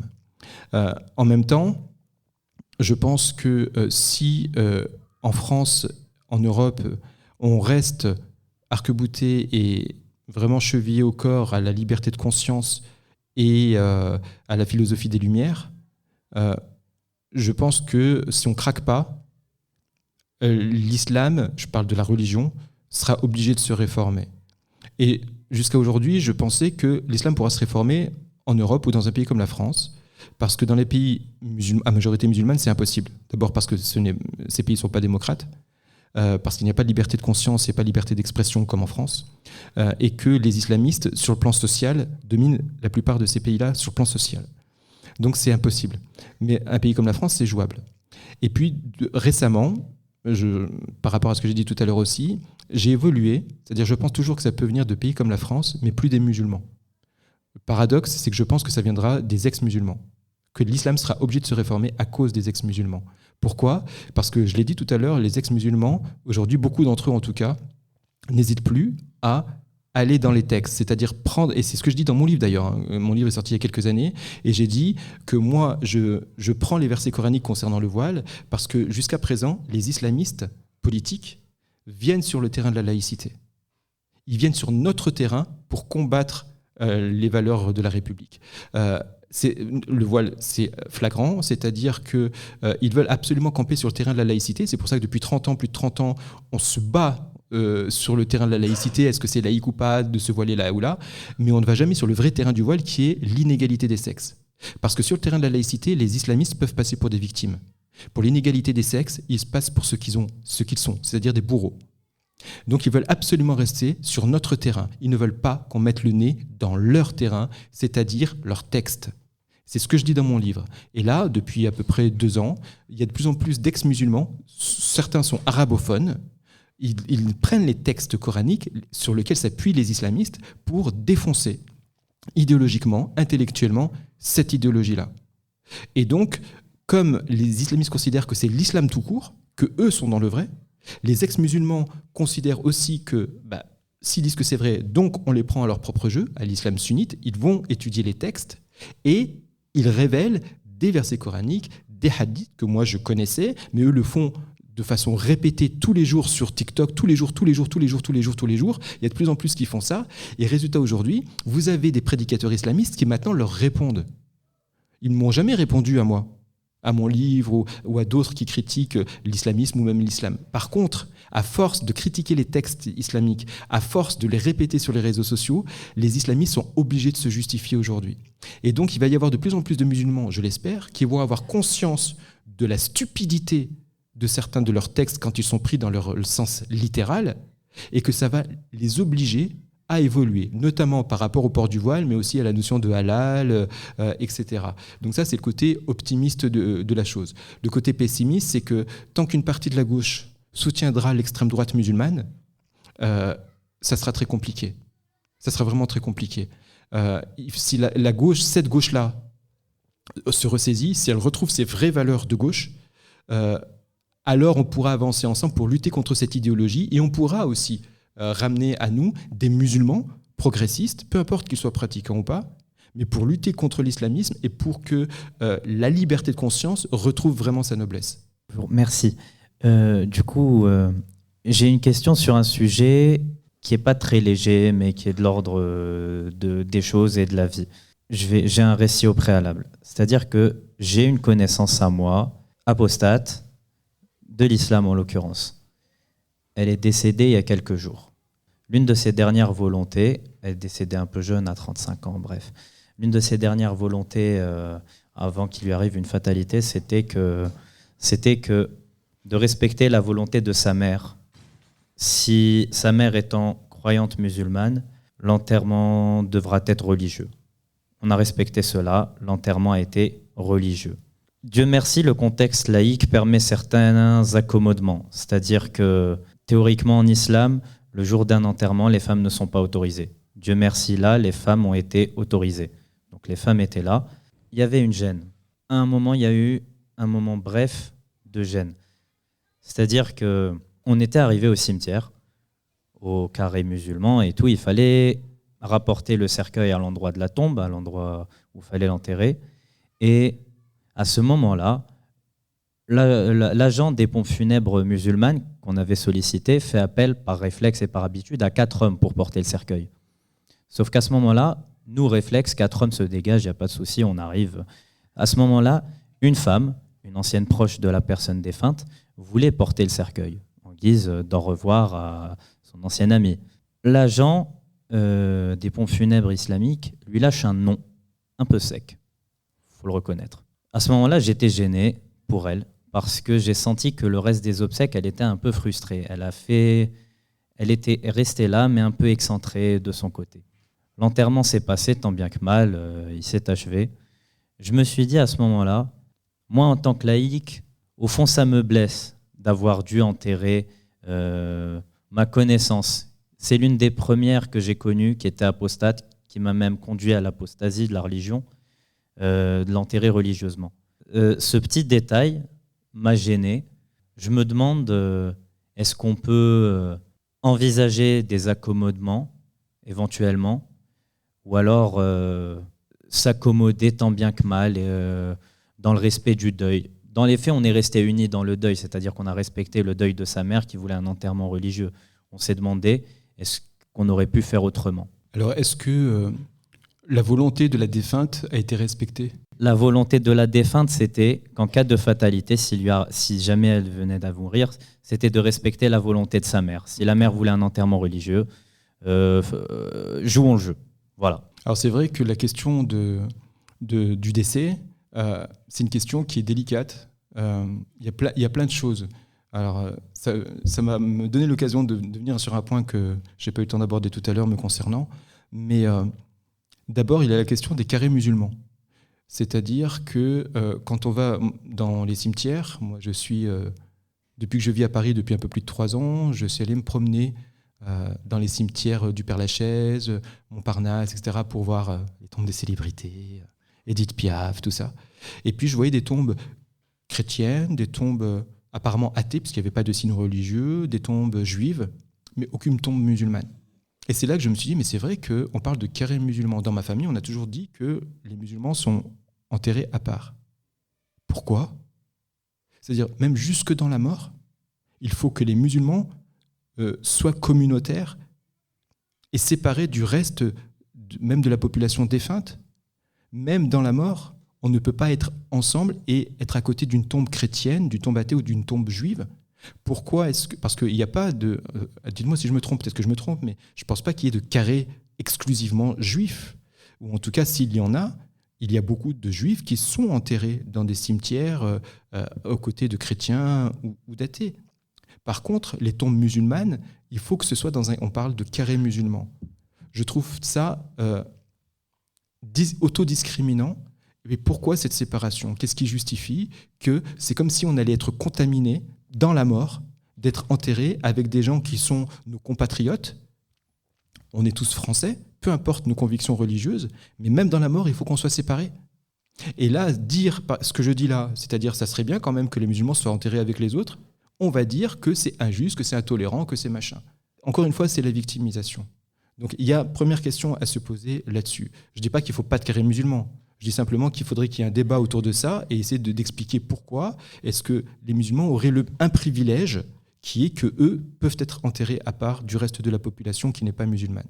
La deuxième chose, c'est le respect des défunts. Je connais quelqu'un qui était athée, qui est décédé donc avant ses parents, avant sa famille. et tout le monde savait qu'il était athée, mais on l'a enterré religieusement. On n'a pas respecté ce qu'il était en tant qu'individu, ce qu'il était pour sa non-croyance. Il fallait faire comme la famille voulait. Parce que la famille, elle ne pense pas à mal. Elle dit, comme je le disais tout à l'heure, il est dans l'erreur. Il est dans l'erreur. Donc nous, maintenant qu'il n'est plus là pour nous empêcher, on va le ramener sur le droit chemin, in extremis. On va lui faire un enterrement musulman pour qu'il puisse aller, pour qu'il ait plus de chances d'aller au paradis. Donc ils pensent bien faire. C'est pas quelque chose, ce ne sont pas des méchants. Mais ils voient les choses que de leur point de vue. Ils ne respectent pas la croyance ou la non-croyance d'autrui. Pour eux, c'est inconcevable. La liberté de conscience est diabolique. Donc, même s'il était athée, quand il est mort, on l'enterre de façon islamique. Donc tout ça, ce sont des questions à se poser. Et dernier exemple, là je prends de l'autre côté, c'est-à-dire moi je vais prendre mon exemple moi, c'est que j'ai eu une discussion avec ma sœur il y a quelques mois qui m'a profondément choqué. Elle sait que je suis athée, et comme j'ai dit tout à l'heure, ma mère croit que je suis encore musulman, malgré que je lui ai dit que j'étais athée il y a une dizaine d'années. Quand ma mère va décéder, ma sœur m'appelle et me dit, tu sais, maman elle est âgée, un jour elle nous quittera, il faut que tu saches que tu n'auras rien. Comment ça j'aurai rien ? Tu n'auras pas d'héritage. Je fais, mais pourquoi maman elle a un héritage ? Ma mère n'a pas beaucoup d'argent et tout, c'est quoi cette histoire ? Et elle me dit non, c'est-à-dire d'héritage, c'est-à-dire même s'il y a un peu d'argent, même des meubles, même des photos même d'elle et moi, photos papier, je n'y aurai pas droit parce que je ne suis plus musulman. C'est-à-dire que je fais, mais maman, elle va décéder, elle s'en fout. Elle dit oui, mais parce que dans la tête de maman, tu es musulman. Donc pour elle n'a pas cette discussion avec toi parce qu'elle est convaincue que tu es musulman. Si elle sait que tu n'es pas musulman, elle ne voudra pas. Donc comme on ne veut pas lui faire de mal, c'est moi qui te le dis, pour respecter la volonté de ma mère quand elle décédera. Donc d'un côté, je me dis, comme je le disais tout à l'heure, je suis cohérent, il faut respecter la volonté du défunt. Donc si ma mère ne veut pas que j'hérite de quoi que ce soit, peu importe les raisons, il faudra que je respecte ça. Mais d'un autre côté, c'est profondément injuste, parce que je ne suis plus croyant, je n'aurai droit à rien. Voilà ce que c'est que l'islam de façon littéraliste, de façon rigoriste, parce que tous les musulmans ne sont pas comme ça. Il y a une différence entre la religion et les croyants. Mais l'islam pris dans sa version littérale, c'est discriminatoire, c'est raciste, c'est discriminatoire, c'est misogyne. Et là, c'est concret. Et en France, alors bien sûr, si je voulais, je pourrais attaquer en justice si vraiment il y avait un gros enjeu dans l'héritage et je gagnerais. Oui, mais la question n'est pas là, la question est philosophique, elle est même politique. C'est-à-dire que parce que je suis athée aujourd'hui, on me punit parce que je n'ai plus la même croyance. Je n'aurai même pas droit à une fourchette, même pas droit à une photo, c'est-à-dire même quelque chose de sentimental, ce sera non. C'est pour ça que la question de la mort, la question est aussi finalement importante que les questions de vie et de notre quotidien et les choses qu'on peut vivre au quotidien dans le monde des vivants. La question de la mort est aussi un enjeu fondamental. Alors, je voulais quand même réagir parce qu'en termes juridiques, il y a plusieurs choses à dire également sur cet aspect-là. On a l'interdiction de déshériter ses enfants maintenant. C'est dans la loi, quelles que soient les convictions. Donc, de toute façon, juridiquement, on a le droit à avoir aussi sa petite fourchette, sa petite photo et tout le reste, et les meubles également. On n'a pas le droit de se mettre comme ça. Après, sur les carrés confessionnels, il y a toute une jurisprudence qui est arrivée là-dessus parce qu'effectivement, il y a des municipalités qui ont mis en place des carrés confessionnels par électoralisme. Donc en fait, aujourd'hui, ce que dit la loi, et c'est un peu ambivalent, on ne peut pas retirer des carrés confessionnels, mais on ne doit pas non plus en inciter, en mettre en place d'autres parce qu'il y a aussi une question aussi de liberté de conscience qui se joue là-dessus au niveau de la mort. Et donc là, le droit est un peu plus flou, parce qu'on a eu des cas de jurisprudence qui parfois sont contradictoires par rapport à ce qui se passe de tel endroit ou tel autre au niveau du pays. C'était pas pour réagir par rapport à la relation avec votre mère, parce qu'en fait, moi, j'ai eu un peu la même expérience. Quand j'ai annoncé mon apostasie à ma mère, déjà, moi, j'ai apostasié il y a quelques années, mais j'ai pendant des années fait semblant devant ma famille, etc. Et quand je l'ai annoncé à ma mère, en fait, il s'est passé un peu la même chose. C'est pour ça que je suis assez surpris. Mais il s'est passé la même chose, c'est-à-dire que je l'ai annoncé à ma mère, je lui ai fait un exposé avec toutes les citations, les raisons pour lesquelles j'en étais arrivé à là. J'ai fait quelque chose de très, très académique. Au passage, c'est là que je me suis rendu compte que ma mère ne connaissait absolument rien à la religion. Et en fait, ce qui a été assez paradoxal, c'est que quelques mois après, il y a eu le Ramadan. Et je pensais que pour moi, c'était clair que j'étais plus musulman. J'avais exprimé clairement mon apostasie. Et ce qui a été assez surprenant, c'est que ma mère m'a posé la question de savoir comment s'était passé le premier jour. Et j'ai été vraiment surpris. Je lui ai dit, mais je pense que tu n'as pas compris ce que je t'ai expliqué, ou je me suis mal exprimé. Et pourtant, je sais très bien que j'ai été clair. Et du coup, c'est marrant parce que j'ai l'impression que ma mère a eu un peu la même réaction, à la seule différence que ma mère est jeune et qu'elle est en pleine capacité de ses moyens, qu'elle est parfaitement éduquée, elle sait très bien s'exprimer. Enfin, je veux dire, il n'y a pas de raison objective pour qu'elle ne comprenne pas. Et effectivement, je pense qu'elle est dans le déni. Et d'ailleurs, même de manière générale, moi, dans ma famille, je suis le seul à pas pratiquer, à pas aller à la mosquée, etc. Donc, il n'y a que ma mère qui est au courant que je suis officiellement apostat. Mais dans ma famille, ils ne le savent pas. Et du coup, quand j'ai vu un peu la réaction de ma mère qui est totalement dans le déni, et il y a aussi la réaction de certaines personnes dans ma famille qui sont dans une forme de déni aussi, dans le sens où ils savent très bien que je ne vais pas à la mosquée, ils savent très bien que je refuse même d'y aller, mais ils ont toujours cette croyance au fond que je serai toujours musulman et que quelque part je suis juste un peu égaré et qu'un jour Dieu va me guider. En fait, ils n'acceptent absolument pas le fait que non, ça peut être un choix mûrement réfléchi, et d'ailleurs beaucoup plus réfléchi que leur choix à eux, mais ils ne se rendent pas forcément compte. Surtout que j'ai connu du coup les deux côtés, j'ai été musulman et j'ai été de l'autre côté. Donc je voulais savoir, vous, votre avis, votre ressenti sur la posture à adopter par rapport à ça, vis-à-vis de la famille, etc. Alors oui, c'est vrai qu'on a un peu les réactions étaient un peu similaires par rapport à nos mamans. Après, il n'y a pas de conseil à donner, tout simplement parce que chaque personne est différente. Les histoires sont différentes. Mais c'est vrai que le point commun, c'est le déni, c'est aussi la dissonance cognitive. Si ma mère était devenue agressive quand je lui ai dit que j'étais athée, c'est une dissonance cognitive. C'est un truc, elle a une idée et il y a le réel qui vient la heurter frontalement. Donc la réaction, quand on n'arrive pas à expliquer ça, c'est la colère, c'est l'insulte, c'est la menace, on voit ça souvent. Hein. Et je pense qu'après, il y a le déni. C'est-à-dire c'est tellement impensable. Et c'est ça aussi qui m'a fait comprendre la force de l'endoctrinement religieux. Et en même temps, l'injustification de leur crédibilité, en fait. C'est-à-dire que quand on voit ça de l'extérieur et on se dit, mais en fait, ça tient juste parce que les gens sont endoctrinés. Enfin, c'est pour ça qu'on peut faire avaler des idées comme séparer la mer en deux, comme le prophète Mohammed qui monte sur un âne ailé pour aller au ciel.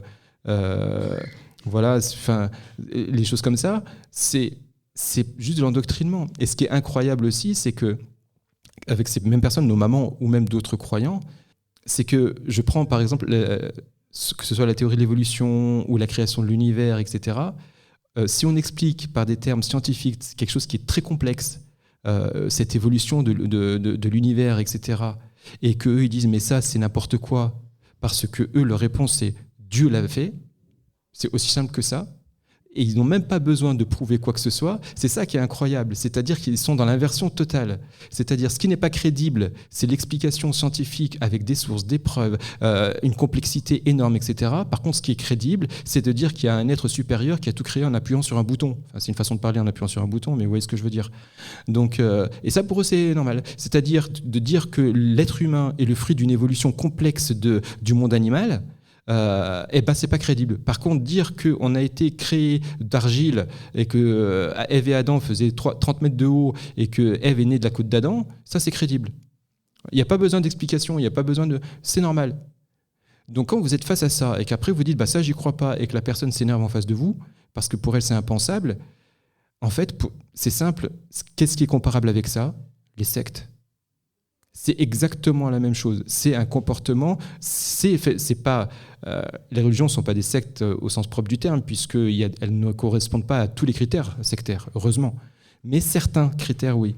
Et celui-là en particulier. Et donc, c'est pour ça que je comprends. Et j'aborde un autre sujet aussi, mais qui corrèle avec ça. C'est que pour s'assurer aussi du marquage de l'adhésion de la personne à cette idéologie, c'est chez les juifs et chez les musulmans, et le marquage masculin, c'est la circoncision.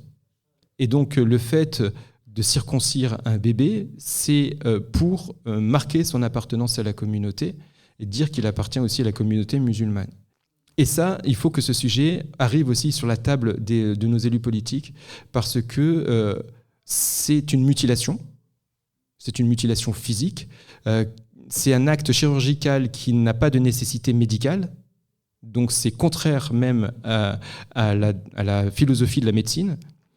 Et donc si on était athée et qu'il y a un parent qui va à l'hôpital et qui dit je voudrais couper le prépuce de mon enfant parce que ça m'amuse, parce que je trouve ça plus sympa, plus joli, les médecins diront non.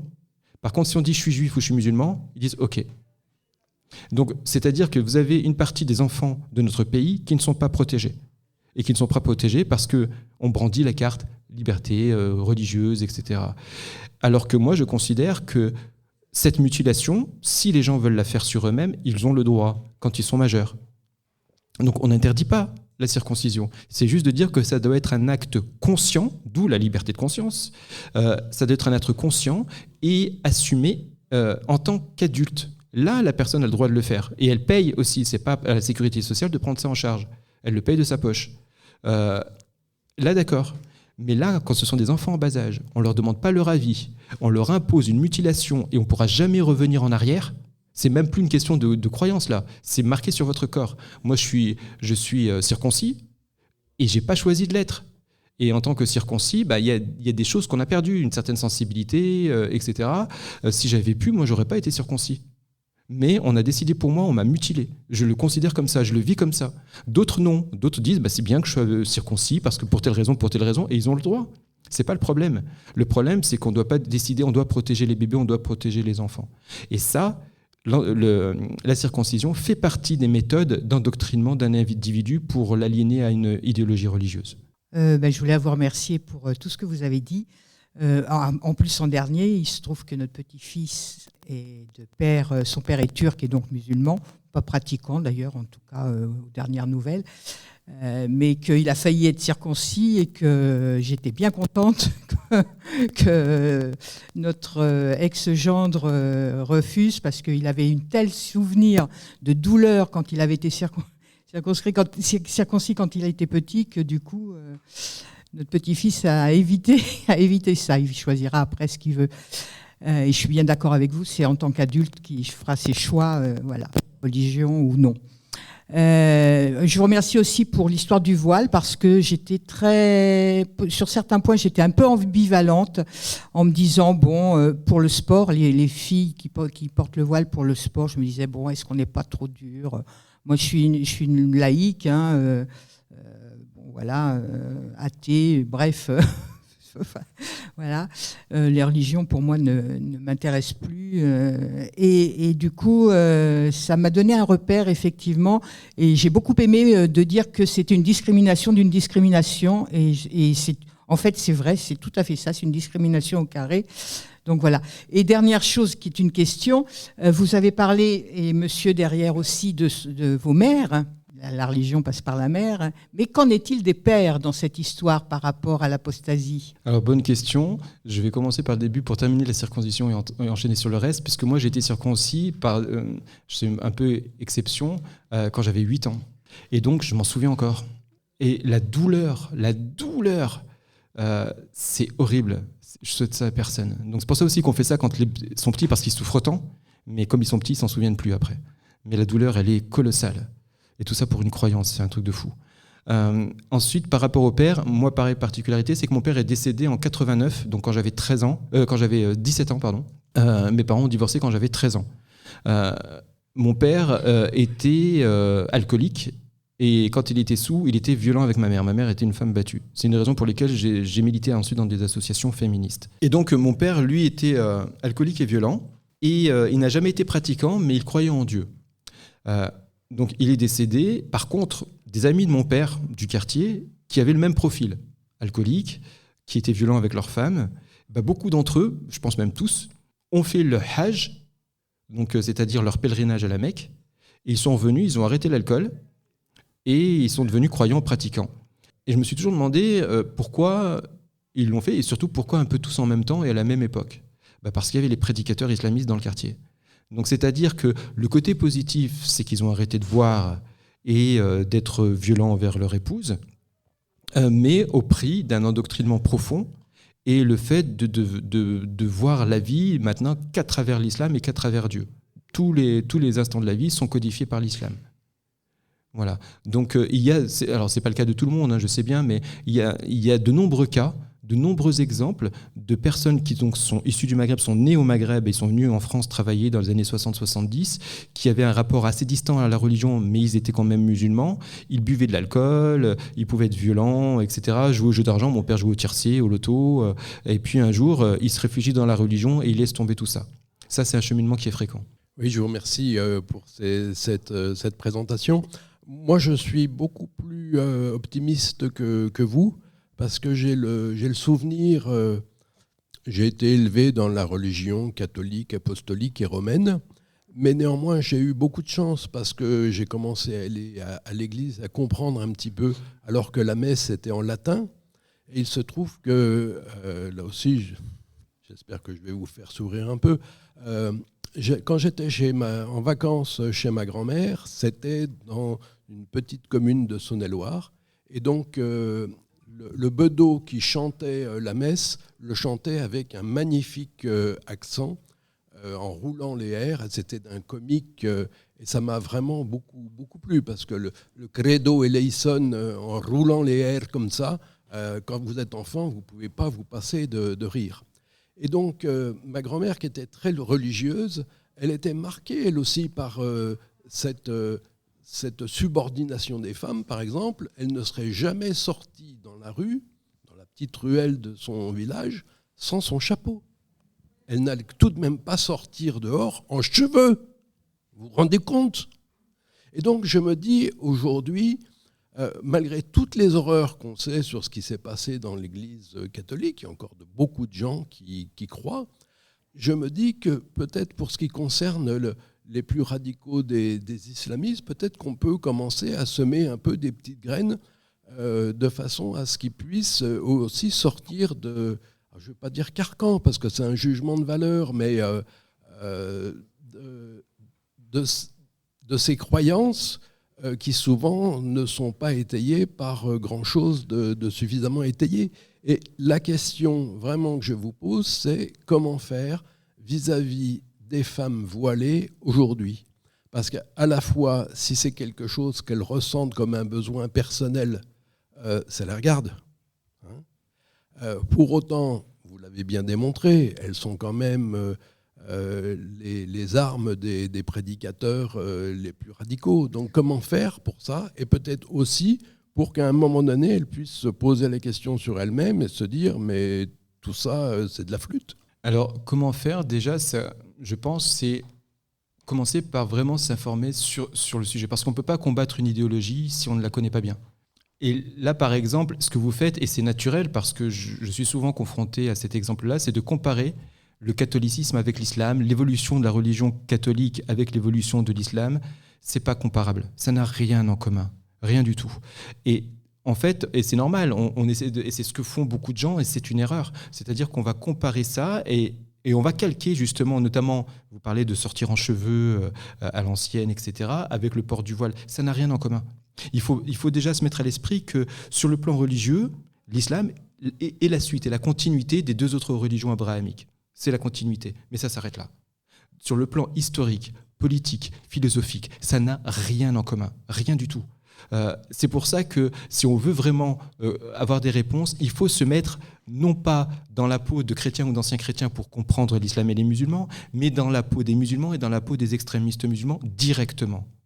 Parce que, par exemple, les chrétiens n'ont pas vécu la colonisation. Par exemple, les islamistes jouent beaucoup sur cette histoire coloniale. Et c'est pour ça qu'ils réussissent à rallier une partie de la gauche. Et c'est pour ça que vous parlez de femmes voilées, il y a des femmes voilées, pas toutes, mais des femmes voilées qui vont jouer sur la fibre coloniale. En disant, souvenez-vous, à l'époque, la colonisation française voulait enlever le voile aux femmes, maintenant vous voulez faire la même chose ici. Le discours chrétien ne se base pas là-dessus. Donc la prescription du voile en islam, ou chez les islamistes, n'est pas du tout la même que la religion chrétienne. Ça n'a rien à voir. Donc dans le christianisme, ça n'a jamais été une obligation religieuse. Au début du XXe siècle, le Vatican a essayé. Ils n'ont pas réussi. Depuis toujours, les chrétiennes ne se voilent pas. Celles qui se voilent, ce sont les religieuses. Donc elles sont dans un ordre, c'est leur profession. Et elles ne font pas uniquement par sexisme, il y a quand même une part de sexisme, mais c'est un peu l'héritage des Vestales de l'Empire romain, des religieuses qui consacraient leur vie à leur Dieu, etc. Les femmes qui étaient dans le siècle, qui n'étaient pas d'un ordre religieux, ne se voilaient pas. Elles se voilaient par coutume, par culture, qui n'en était pas moins sexiste. Hein. Mais ce n'était pas parce que Jésus l'a prescrit. Il n'y a que Saül de Tarse, donc saint Paul dans l'Épître aux Corinthiens, qui dit que Dieu est le chef de l'homme est le chef de la femme, que si la femme veut aller dans l'église, il faut qu'elle se cache les cheveux ou pire qu'elle se rase la tête, etc. C'était que dans un lieu de culte et c'était que Saül de Tarse. C'est tout. Donc l'église, dans sa doctrine, n'a pas le voilement des femmes, sauf pour les religieuses. Alors que chez les musulmans, et surtout chez les extrémistes musulmans, c'est pour toutes les musulmanes. Il n'y a pas d'ordre religieux en islam sunnite. Donc c'est pour toutes les musulmanes, et ce n'est pas pour des raisons spirituelles. Les religieuses, elles se voilent parce qu'elles se considèrent mariées à Jésus-Christ. Elles font vœu de chasteté. Les musulmanes ne font pas ce choix-là. Elles sont mariées, elles ont des enfants, parce qu'elles se voilent uniquement par rapport au regard des hommes. Donc il faut bien se mettre dans la peau de ça. C'était votre maman ou votre grand-mère, je ne sais plus, votre grand-mère, qui ne voulait pas sortir en cheveux, ça n'avait rien à voir avec la religion chrétienne. C'est juste un héritage culturel, et encore, je suis sûr même, que s'il y avait un voisin qui venait à la maison, elle n'allait pas mettre son chapeau, parce qu'elle est chez elle. Donc le voisin voyait ses cheveux. Alors que la musulmane qui est voilée, elle, c'est quel que soit l'endroit, si elle risque de croiser un homme qui n'est pas de sa famille, il faut qu'elle porte le voile pour cacher ses cheveux parce que c'est considéré comme sexuellement tentateur. Ça n'a rien à voir. Déjà, il faut avoir cette conscience. Et pour répondre, c'est ce que vous disiez madame aussi, c'est que pour lutter contre cette idéologie, contre cette approche, pour que ça puisse évoluer, il faut, que je le répète, quitter le terrain de la laïcité. Il faut rester dessus, bien sûr, parce que la laïcité est concernée par ce sujet-là. Mais ce n'est pas le premier et encore moins le seul argument. Ça vient en second. Le premier sujet, le premier terrain, c'est l'inégalité des sexes. C'est ça qu'il faut pointer. Depuis tout à l'heure, quand je parle du voile, je parle toujours de sexisme. Parce que dans l'islam, déjà en tant que religion, et chez les islamistes, il n'y a pas un seul argument qui parle du voile, qui donne un argument spirituel pour le voile. Ça n'existe pas. C'est que la régulation des mœurs, les rapports entre hommes et femmes sur une base patriarcale. Ce n'est que ça. Il n'y a aucune autre explication, même dans les textes religieux. Ça n'a jamais été prescrit pour que la femme soit plus proche de Dieu. D'abord, ce serait pas cool pour les mecs, parce que les hommes, eux, n'ont pas à se voiler pour être plus proches de Dieu. Donc, c'est vraiment que sur des bases sexistes. Donc, il faut ramener ça sur le terrain de l'inégalité des sexes. Pour un argument très simple, c'est que rien ne peut justifier le sexisme et le patriarcat. Absolument rien, même pas une religion, et encore moins des hommes qui prétendent parler au nom de cette religion. Rien ne peut justifier ça. Or, aujourd'hui, on veut absolument mettre le voile sur le terrain de la laïcité. Donc, qu'est-ce qui se passe ? Je prends l'exemple d'une affiche qui avait lieu pour les dernières législatives de La République En Marche, ou je ne sais plus quel parti, et sur l'affiche, il y avait les candidats, les colistiers. Et il y avait une des deux femmes qui était voilée, et les deux hommes n'étaient pas voilés. Et tout le monde est choqué. Mais tout le monde est choqué parce qu'on considère que ce n'est pas laïque. Mais moi, ce qui me choque, c'est qu'il y ait une femme voilée et qu'il n'y a aucun homme qui soit voilé. C'est que cette femme se met voilée sur une photo parce qu'elle sait que des hommes qui ne sont pas de sa famille vont la regarder et qu'en tant qu'objet sexuel tentateur, elle est obligée de se cacher sous un voile pour ne pas exciter les hommes. Là, ce n'est pas une question de laïcité, là je parle de sexisme. Donc la laïcité est aussi concernée, mais le premier argument, ça doit être ça.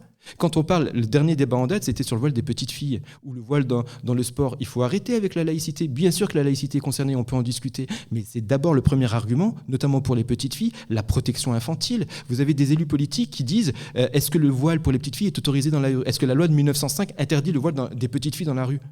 C'est-à-dire qu'on va se servir de la loi de 1905 pour justifier une maltraitance infantile. On va brandir la carte de la laïcité pour justifier la misogynie, pour justifier l'inégalité des sexes. C'est pour ça que là, la laïcité peut se retourner contre les femmes elles-mêmes. Ce qui est incroyable, alors que c'est supposé les aider. Il y a eu des mouvements féministes au XXe siècle, c'est grâce notamment à la loi de 1905, puisque les mouvements féministes ont dû se battre contre l'Église catholique. Et là, on prend la laïcité pour dire « Ah mais oui, mais la loi de 1905 n'interdit pas le voile ici, n'interdit pas de voiler des petites filles. » On ne va pas se dire que voiler une petite fille, ça crée une carence en vitamine D. qu'elle peut avoir des problèmes osseux avec le temps, que ça crée des problèmes capillaires aussi pour les petites filles, que ça crée des problèmes dans le développement moteur, psychomoteur, le développement social, c'est-à-dire une petite fille, elle a envie de faire comme tout le monde, elle joue, elle court à droite, à gauche, avec un voile, c'est plus compliqué, c'est aussi une maltraitance psychologique, parce qu'on lui fait comprendre dès la petite enfance qu'elle est un objet coupable, qu'elle doit se cacher du regard des garçons. Ça renvoie quoi comme image vis-à-vis d'elle-même ? Ça renvoie une image négative parce qu'elle est fille et qu'elle est un objet tentateur. Et les garçons, on leur envoie quoi comme image des filles ? Que c'est normal qu'une fille se cache sous un voile et que les garçons, c'est normal, ils n'ont pas à se cacher. Donc là, vous voyez, je ne parle pas de religion, je ne parle pas de laïcité, je parle de maltraitance infantile. Il faut ramener ces sujets-là, quand c'est nécessaire, sur la question de la maltraitance infantile. C'est pareil pour la circoncision. Il faut parler de façon scientifique, médicale, de façon philosophique sur l'égalité de tous les êtres humains, et pas notamment uniquement en se basant sur la liberté religieuse. Le voile, si on prend la Déclaration universelle des droits humains de 1948, je crois que c'est 48 ou 49, la liberté religieuse, c'est l'article 11, je ne sais plus quel article. Donc là, le voile pourrait entrer dans cet article-là. Oui, il faut qu'on puisse se voiler parce que la Déclaration des droits de l'homme le permet.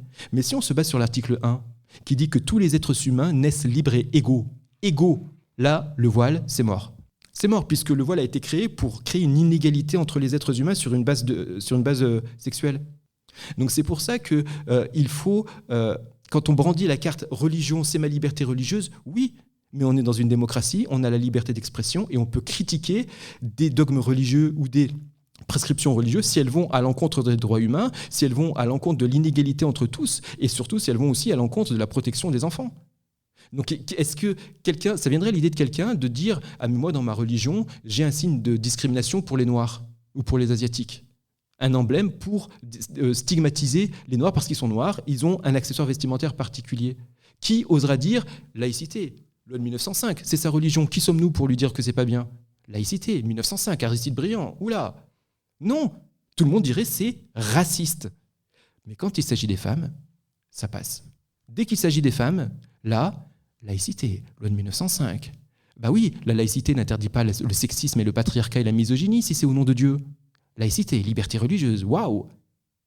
Voilà, donc c'est pour ça qu'il faut vraiment avoir à l'esprit de ramener ce sujet-là sur le véritable terrain. Et si on réussit à le faire, si on le fait, l'idéologie islamiste reculera et que les femmes qui sont encore tentées aujourd'hui par le voilement, parce que moi je considère que ce que je fais aujourd'hui, ce n'est pas pour convaincre des musulmanes de l'enlever, même si j'ai des musulmanes qui étaient voilées, qui m'ont contacté, qui m'ont dit qu'elles ont enlevé leur voile après m'avoir lu, mais ce n'est pas le but. Moi le but c'est de protéger celles qui n'ont pas encore basculé. C'est ça l'enjeu, c'est de protéger celles qui n'ont pas encore basculé. Et si à chaque fois on brandit la laïcité pour dire liberté de croire, de ne pas croire, mais surtout la liberté de croire, de ne pas croire, pas trop quand même, et qu'on occulte la misogynie, le patriarcat, le sexisme, on n'arrivera pas à contrer l'islamisme. Il faut vraiment aller sur ces terrains, et c'est comme ça que l'islamisme reculera. Parce que si le port du voile recule, l'islamisme recule de facto. Parce que pour eux, l'affichage du voile, c'est le thermomètre de la visibilité de leur idéologie. C'est comme ça qu'ils le conçoivent. Bonsoir. J'ai une question. En fait, vous m'avez un peu devancé sur ma question. Justement, la question initialement était est-ce qu'il existerait un moyen de moins parler de laïcité, parce que la laïcité est instrumentalisée à la fois par des gens qui sont, on va dire, xénophobes et qui ont un discours politique assez contre les étrangers, on va dire, voilà. Et aussi par les islamistes eux-mêmes, parce que c'est le véhicule qui permet de dire on doit protéger ma liberté de conscience, donc on doit protéger mes choix religieux, et donc on ne doit pas m'interdire en fait de porter le voile par exemple. Et donc vous m'avez un peu devancé parce que voilà, moi j'estime qu'il vaut mieux parler de certaines valeurs, comme vous avez dit, protection de l'enfance, l'égalité homme-femme, et aussi parler aussi de dérives sectaires, et oser dire en fait que après on parle de radicalisation, mais pour moi c'est la conséquence d'une dérive sectaire.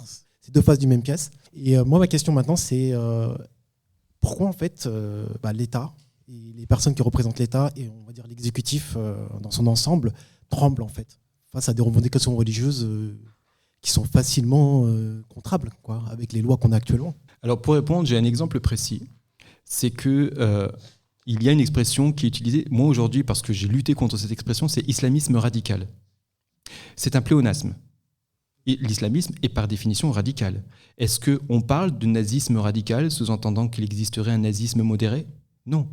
l'islamisme est par définition radical. Donc soit on parle d'islam radical, soit d'islamisme tout court. Au sein de l'islamisme, c'est ce que je développe dans mon livre, un chapitre entier pour la définition de ce terme, il y a l'islamisme djihadiste, qui voit les choses à court terme et qui veut agir par la violence. Et il y a l'islamisme politique. C'est pour ça que je parle d'islamisme politique. Et cette expression est de plus en plus utilisée. On utilise un peu moins aujourd'hui islamisme radical et qu'on utilise plus islamisme politique. Donc c'est bien. L'islamisme politique a une vision sur le temps long et veut non pas se confronter directement à la société, mais l'infiltrer pour la travailler et la changer de l'intérieur. Pourquoi je parle de ça ? C'est parce que mon livre a été lu par certains ministres. J'ai eu des retours de leur cabinet, notamment un cabinet, et qui m'a dit « Nous, on continue de parler d'islamisme radical parce qu'à l'étranger, dans les chancelleries des autres pays, notamment les pays musulmans, ils ne vont pas comprendre. Donc, bien qu'ils comprennent qu'on s'en prend aux extrémistes, il faut qu'on surenchérisse dans les termes pour dire que, écoutez bien, on ne s'en prend qu'aux extrémistes, on ne s'en prend pas aux musulmans. Parce que peut-être que le mot islamisme n'a pas forcément de sens dans leur langue. Voilà, donc ça c'est une des réponses que je peux vous apporter. L'autre réponse aussi, c'est que l'islamisme politique, j'en ai parlé tout à l'heure, a pour stratégie la victimisation. Il considère que les musulmans sont en minorité en France, en Europe, et que la majorité d'entre eux vivant dans les quartiers populaires, sous le seuil de pauvreté pour beaucoup d'entre eux, il faut jouer sur la victimisation, le racisme, etc. Souvenons-nous que jusque dans les années 80-90, l'extrême droite nationaliste avait pour thème les Arabes, les Noirs, les Arabes. D'accord ? Sale crouille, sale arabe, rentre chez toi, etc. Aujourd'hui, l'extrême droite, il parle plus de musulmans que d'arabes. Pourquoi ? C'est pas parce qu'ils se sont dit maintenant, parce qu'il y a beaucoup de musulmans, on va parler des musulmans. Non. C'est parce que, encore une fois, ça vient de la communauté musulmane à travers la frange radicale de la communauté musulmane. C'est-à-dire que, je l'ai dit tout à l'heure, les extrémistes musulmans voulaient transformer l'islam en identité. C'est eux qui l'ont voulu. C'est eux qui ont dit « tu es moins français que musulman ». C'est eux qui parlent de Ummah, la communauté musulmane, qui est supranationale, qui est transnationale. Et ils considèrent que les musulmans forment un peuple. C'est eux qui ont racialisé l'islam. Donc, la conséquence, c'est qu'à force de se présenter en musulmans et non plus, moins comme algériens ou maghrébins, l'extrême droite a dit banco, on prend. Ok, puisque vous affichez votre islamité, puisque vous la mettez en avant et puisque vous brandissez l'islam à toutes les 5 secondes, donc le problème, c'est le musulman. Ce n'est plus l'arabe. Ce n'est plus le maghrébin, pardon, parce qu'il n'y a pas d'arabe au Maghreb, c'est des amazirs. Donc ce n'est plus le maghrébin. Et d'un autre côté, vous avez une partie de la gauche qui, dans son idéologie décoloniale, intersectionnelle, etc., veut tout racialiser. Classe les individus en fonction de leur couleur de peau, de leur sexe, etc. C'est plus seulement de se dire un individu peut cumuler différentes discriminations en tant que femme, noire, musulmane, par exemple, etc. C'est vrai. Et donc, il faut étudier ça, et les féministes et d'autres, et les antiracistes le font depuis toujours, mais ça va beaucoup plus loin, c'est-à-dire on classifie les gens. Donc, les blancs, et c'est eux qui parlent comme ça, les racialistes, les blancs et les racisés. Donc, racisé est un terme profondément raciste qui assigne des individus à leur couleur de peau. Et donc, les blancs seraient par essence des oppresseurs. Ils sont responsables de ce qu'ont fait leurs aïeux ou les aïeux des autres, parce qu'ils sont blancs. Et les racistes, c'est-à-dire les Noirs, les Arabes, les Asiatiques, eux sont par essence des victimes. Ils peuvent faire ce qu'ils veulent, ils resteront des victimes de toute façon. Voilà. Et donc, comme les islamistes, eux, veulent racialiser leur religion, et que vous avez les décoloniaux, les indigènes de la République, etc., qui veulent tout racialiser, ça ne pouvait que se croiser. Et c'est pour ça que vous avez des gens qui font la jonction entre l'islamisme et l'extrême gauche, et qui racialisent aussi l'islam. Et donc là, ils ont un vocabulaire commun. Et donc l'islamisme politique, à travers sa stratégie victimaire, en disant que critiquer l'islam, s'opposer à l'islamisme, c'est un acte raciste, puisqu'ils veulent faire du blasphème, c'est-à-dire l'islamophobie, ils veulent en faire une forme de racisme. Donc vous avez une partie de la gauche qui est sensible à ça.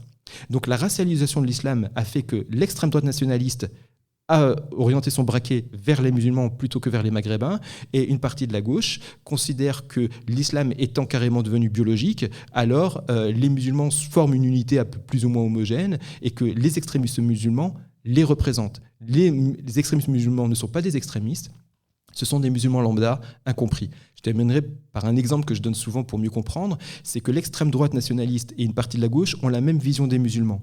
L'extrême droite considère que tout musulman est un islamiste qui s'ignore. Donc c'est un danger potentiel. Alors que l'extrême gauche dit que tout islamiste est un musulman incompris. Voilà. C'est la même chose, un musulman égale un islamiste, mais la porte d'entrée est différente. Mais l'extrême droite et une partie de la gauche se rejoignent là-dessus. C'est pour ça qu'on en est là aujourd'hui. Alors moi, je voudrais vous poser une question. Que penser de ces femmes qui évoluent à l'envers de ce que l'on pourrait envisager ? C'est-à-dire, alors je vais vous donner un exemple précis. Je suis une mamie, je vais chercher mes petits-enfants à l'école. Enfin, j'allais chercher, puisque maintenant ils sont grands. Et j'ai constaté que des mamans maghrébines, là je ne peux pas dire musulmanes ou pas, habillées, mini-jupes, à la mode, voilà. Progressivement on rallongeait les jupes, puis on mit le foulard, puis ça a été le voile intégral, puis jusqu'aux gants.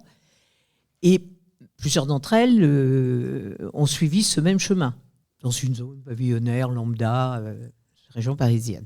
Qu'est-ce qui a fait qu'à un moment donné, ces gens-là ont basculé ? Alors, on a plusieurs exemples. Hein. On a aussi ici l'exemple d'une maman, instite. Alors, je ne sais pas comment elle enseigne, parce que je ne la vois plus maintenant. Mais, et sa fille faisant partie du conseil d'administration, habillée à l'européenne, lambda, enfin bon, bref, et qui se sont retrouvées intégralement voilées. Alors ça, ce phénomène, c'est trop long pour l'expliquer là, mais c'est pour ça que j'écris mon livre, parce que j'explique justement en détail. Comment est-ce qu'on arrive à ce que certains appellent le cheminement spirituel, ce qui n'est pas spirituel, hein. C'est un cheminement vers le misogynie. Hein. Donc je développe ça dans le livre, mais en résumé, les personnes qui veulent comprendre leur religion, qui veulent se réfugier dans la religion, souvent parce qu'ils ne se sentent pas bien dans la société française. Donc il faut comprendre aussi que l'islamisme qui se développe, c'est pas qu'en France, certes, mais en France notamment, mais aussi ailleurs, c'est parce que la République n'a pas su adopter tous ses enfants.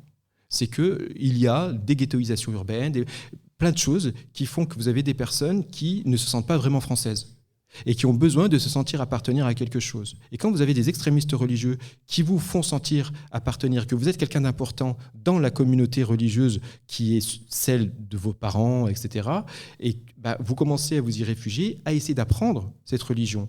Mais les premières sources disponibles, c'est pas Mohamed Harkoun, c'est pas Abdelwahab Medeb, c'est-à-dire des intellectuels ou des philosophes ou des théologiens musulmans progressistes. Non, c'est Youssef al-Qaradawi, c'est Cheikh El-Fawzen, c'est Tariq Ramadan, c'est Annie Ramadan, donc c'est les frères musulmans ou les salafistes. Ce sont leurs ouvrages, leurs discours qui sont disponibles clé en main. Et du coup, elles sont convaincues que l'islam, c'est ça. Et c'est l'endoctrinement. Donc avec le temps, au fur et à mesure, elles font ce fameux cheminement, mais un cheminement qui est fait non pas par une réflexion avec un vrai esprit critique, on rentre de plus en plus dans l'endoctrinement où finalement on considère qu'en tant que femme, je dois me voiler pour faire plaisir à Dieu, parce que ces prédicateurs m'ont dit que c'est comme ça que je serai une bonne musulmane, parce que c'est ça mon choix. Or, la notion de libre choix, j'ai écrit un article là-dessus il y a 2 ou 3 jours, et c'est aussi développé dans mon livre, c'est qu'il n'y a pas de libre choix. Puisque si tu veux être une bonne musulmane, voile-toi. Il n'y a pas de choix. Si tu veux être une femme bien, voile-toi. Il n'y a pas de choix. Le choix, c'est entre quoi ? C'est pas entre mettre le voile ou pas. C'est entre être une bonne musulmane ou une mauvaise musulmane. C'est entre une fille bien, qui se respecte, ou une mauvaise fille. C'est entre être une fille respectable ou une pute. C'est entre être pudique ou impudique. C'est choisir entre le paradis ou les flammes de l'enfer pour l'éternité. Mais une femme qui est vraiment croyante, quelle femme fera le libre choix d'aller brûler en enfer ? Quelle femme fera le libre choix de déclarer la guerre à Dieu ? Je dis déclarer la guerre parce que ce sont les mots utilisés par les prescripteurs du voile. Il n'y a pas de choix. Il y a une décision à prendre. Il y a un consentement à la soumission patriarcale. Et ça, c'est un chemin qui peut se faire, ce qu'ils appellent le chemin spirituel, c'est-à-dire un endoctrinement qui fait qu'au bout d'un moment, la personne consent elle-même à se soumettre. Ça vient d'elle-même. Et les prédicateurs, après, eux-mêmes ont beau dire « mais nous, on force personne ». Et quand il y a des lois qui limitent la manifestation d'expression religieuse en France, comme la loi de 2004 pour l'école, ces mêmes prédicateurs qui ont forcé psychologiquement ces femmes à se voiler, à travers leur discours, disent « oh là là, la société française est contre la liberté de ces femmes, elles ont elles-mêmes choisi de se voiler ». Non, elles n'ont pas choisi. Donc c'est comme ça que vous avez des femmes, comme vous avez décrit, qui ensuite font ce chemin-là. Par contre, leurs arguments peuvent être différents. Certaines par révolte, certaines suite à un deuil, certaines par coquetterie, certaines pour se rebeller contre la société française, certaines aussi parce qu'elles disent parce que c'est ma spiritualité. Mais quelles que soient les raisons affirmées, elles se rejoignent toutes sur le socle commun qui est le sexisme et le patriarcat. Sinon, elles pourraient manifester leurs croyances par d'autres signes de comportement ou de vêtements. Mais non, elles font le choix, non pas, elles choisissent pas elles-mêmes, c'est qu'elles ont remis leur libre choix dans ce qu'elles considèrent être les mains de Dieu. Donc elles n'ont plus le libre choix. Elles le disaient elles-mêmes, c'est Dieu qui décide, c'est lui qui a décidé pour moi. Donc elles n'ont pas le libre choix. Mais qui parle au nom de Dieu ? Les hommes qui prescrivent le port du voile. Naëm Bestanji, vous pouvez nous rappeler le titre de votre livre et on peut le trouver ? Le linceul du féminisme, caresser l'islamisme dans le sens du voile. Et on peut le retrouver dans toutes les librairies. Si ce n'est pas en rayon, il peut être commandé. Parlons laïcité. Une émission proposée et préparée par RERS, les réseaux d'échange réciproque de savoir. Alors, notre griffonneur de l'extrême a encore agi. Il a encore écrit, dessiné, peinturluré quelques dessins. Je laisse la parole à Jean-Cri qui nous présente un petit peu ses œuvres. Très intéressant, merci à vous. J'ai bien aimé la dernière description que vous avez faite à propos de l'escalade, un petit peu par rapport au voile, et notamment quand vous décriviez comment, au fur et à mesure, ça me faisait penser à La Vague. Pour ceux qui ont lu le livre La Vague, justement, où au fur et à mesure on fait des signes, puis après ça s'implique tellement que ça rentre dans le cerveau. J'ai trouvé ça intéressant. Alors, vous avez posé beaucoup de choses, c'était bien, je ne destine pas assez vite par rapport à toutes les idées, en fonction de tout ce que vous dites. Vous avez parlé effectivement du fait de mettre le voile, ce qui fait que les gens étaient sur l'autodiscrimination, en fin de compte. Et ça me faisait penser là aussi à la Boétie, bien sûr, la servitude volontaire. Et donc voilà, donc là c'est un dessin où il y a écrit non à la discrimination, on est tous d'accord. Et puis vous avez une femme complètement voilée qui fait oui à l'autodiscrimination.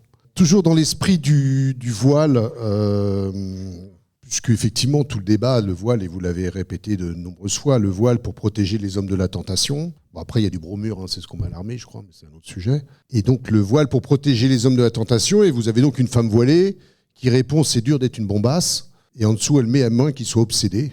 Puisqu'à priori, il semblerait que ce soit ça. En tous les cas, c'est ce qui avait été dit. Peut-être un peu plus gai, j'ai bien aimé les déjeuneurs. Les déjeuneurs, c'est musulmans qui renoncent au ramadan. Et puis, vous avez Obélix qui mange voilà, et qui dit « je suis solidaire ». Et puis, un petit dernier, je trouve, voilà, comme quoi l'inspiration peut arriver, on ne sait jamais. C'est une petite fille qui dit à une dame un peu voilée, mais guère plus, qui dit « dis maman, c'est quoi la laïcité ?» Et elle lui répond, c'est ce qui permet d'être musulmane ou pas. Alors Naëm, une petite réaction sur tous ces dessins ? Je trouve ces dessins excellents. Celui d'Obélix est très drôle. Celui d'Obélix est très drôle, je crois que c'est mon préféré. J'ai beaucoup aimé. Et puis c'est vrai que je parle vite et je parle beaucoup, donc... Mais c'est pas un problème. On va continuer avec les questions. Alors je voulais revenir sur l'argument victimaire et mettre un autre argument, celui de la décadence, on va dire, du monde occidental, qu'ils émettent aussi. Par exemple, pour mettre en avant du coup ce qu'ils considèrent pas bien. Donc, ils n'aiment pas la liberté à l'occidental. Et je pense que certaines personnes donc, sont ouvertes à cette idée et l'acceptent sans problème. Donc, est-ce que vous avez une réponse pour justement ce type de pensée ? Alors oui, j'en parle dans mon livre. Et d'ailleurs, pour la décadence occidentale, est-ce que vous savez quel exemple ils prennent à chaque fois pour illustrer la décadence occidentale ? La liberté des femmes. Je vous l'ai dit, ce sont des obsédés sexuels. Et à chaque fois, ils comparent la nudité supposée des femmes, la trop grande liberté des femmes, et ils prennent pour exemple notamment les publicités. Et dans mon livre, je développe cette idée parce que ce qui tourne depuis des années dans les milieux islamistes pour comparer la décadence occidentale face à la belle mentalité, je ne sais pas comment on peut appeler ça, la belle religion qu'est l'islam vis-à-vis des femmes qui respecterait les femmes, c'est qu'ils prennent les publicités où ils mettent en scène des femmes nues pour vendre un produit. Et donc, j'ai étudié les discours de grands prédicateurs, entre guillemets, internationaux, anglophones et arabophones, et ils prennent tout le temps des publicités où on voit des femmes nues ou semi-dénudées pour vendre des voitures, par exemple. Et en France, les islamistes français se sont adaptés. Et j'avais entendu au début des années 90, au milieu des années 90, l'argument de « voyez, ils mettent une femme nue pour vendre du yaourt ». C'était référence à une publicité de Danone qui avait mis en scène une femme nue pour vendre un yaourt nature. La femme est nature, on vend le yaourt nature. Voilà. Les féministes s'étaient révoltés à l'époque. Ça fait un tel tapage que cette pub a été retirée et que depuis, il n'y a plus jamais eu de publicité comme ça. Après, il y a eu les pubs pornosoft au début des années 2000, mais en tout cas, pour mettre une femme nue, entièrement nue, pour vendre un produit, ou la poitrine à l'air pour vendre un produit, ça ne s'est plus fait. Donc, c'était passé. Mais les islamistes sont restés sur ça.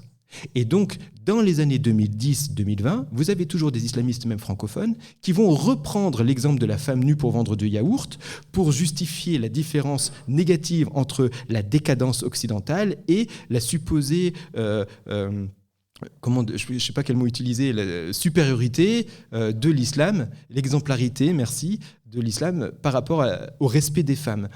Et en fait, ils vont justifier leur patriarcat et leur misogynie, c'est-à-dire voiler les femmes parce qu'eux-mêmes considèrent les femmes comme des objets sexuels, mais puisque c'est un objet sexuel, nous respectons cet objet. Et donc, ils vont transformer l'objet sexuel. Comment convaincre une femme? Si on voulait vous convaincre, vous, de porter le voile, on ne va pas vous dire vous êtes un objet sexuel. C'est dégradant, donc vous allez vous braquer. Par contre, si on vous dit que vous êtes un objet précieux, vous êtes une perle, vous êtes un bijou, le voile est votre écrin. Et certains vont plus loin, mais ils sont un peu maladroits parce qu'ils disent le voile est votre écrin. Et qu'est-ce qu'on fait d'un bijou? On le met dans son écrin, et l'écrin, on le met dans un placard et on le ferme à clé, c'est-à-dire la maison. Voilà. Mais vous êtes un bijou. Vous valez mieux que les femmes occidentales qui, elles, n'ont aucune pudeur. Elles se mettent nues pour vendre du yaourt. Alors, si franchement, vous avez toutes les femmes françaises qui vont dans les rayons des supermarchés pour se mettre à poil pour acheter du yaourt ou pour vendre du yaourt, ça se saurait.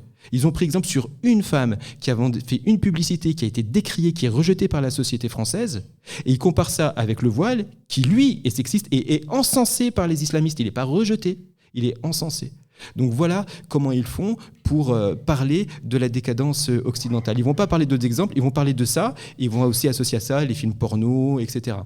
Quand on regarde les statistiques de Pornhub, par exemple, qui est un site pornographique, ou d'autres, il se trouve que parmi les pays où il y a les plus fortes audiences, c'est dans les pays musulmans. Et qu'il y a, je crois que c'est une forte augmentation, ou une chute, je crois que c'est une forte augmentation pendant le ramadan. Je sais que pendant le ramadan, il y a un pic. Voilà. Donc, ils décrivent eux-mêmes la culture occidentale, qui considérait comme culturelle quelque chose de normal, les femmes nues et le porno, ce serait intrinsèquement lié à tous les occidentaux, alors qu'eux-mêmes en bénéficient, sont des utilisateurs, et que pour se protéger de ça, plutôt que d'apprendre à s'éduquer, ils vont opprimer les femmes en les dissimulant sous un voile. C'est aussi sexiste l'un que l'autre, sauf qu'en Occident, on condamne ça, alors qu'eux le favorisent et l'encensent. Merci beaucoup, Naëm. Je pense qu'il mérite quelques applaudissements. Merci beaucoup pour tout ça. Donc, n'hésitez pas à acheter le livre de Naëm dans toutes les bonnes librairies ou les commander de toute façon. Et merci bien sûr à notre intervieweur Alain qui, encore une fois, bien préparé cette émission. Merci à Jean Cry, donc notre griffonneur de l'extrême, voilà, qui est son nouveau surnom à partir de maintenant, parce que je l'ai décrété ainsi. C'est ma liberté de conscience, après tout.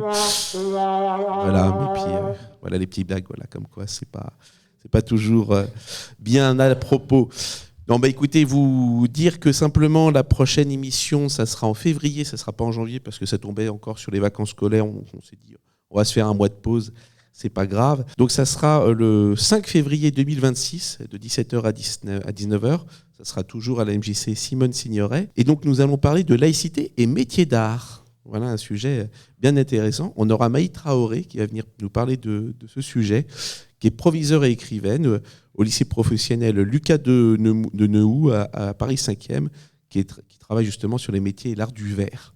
Voilà encore un sujet bien intéressant. Merci à tous et je vous souhaite une bonne soirée.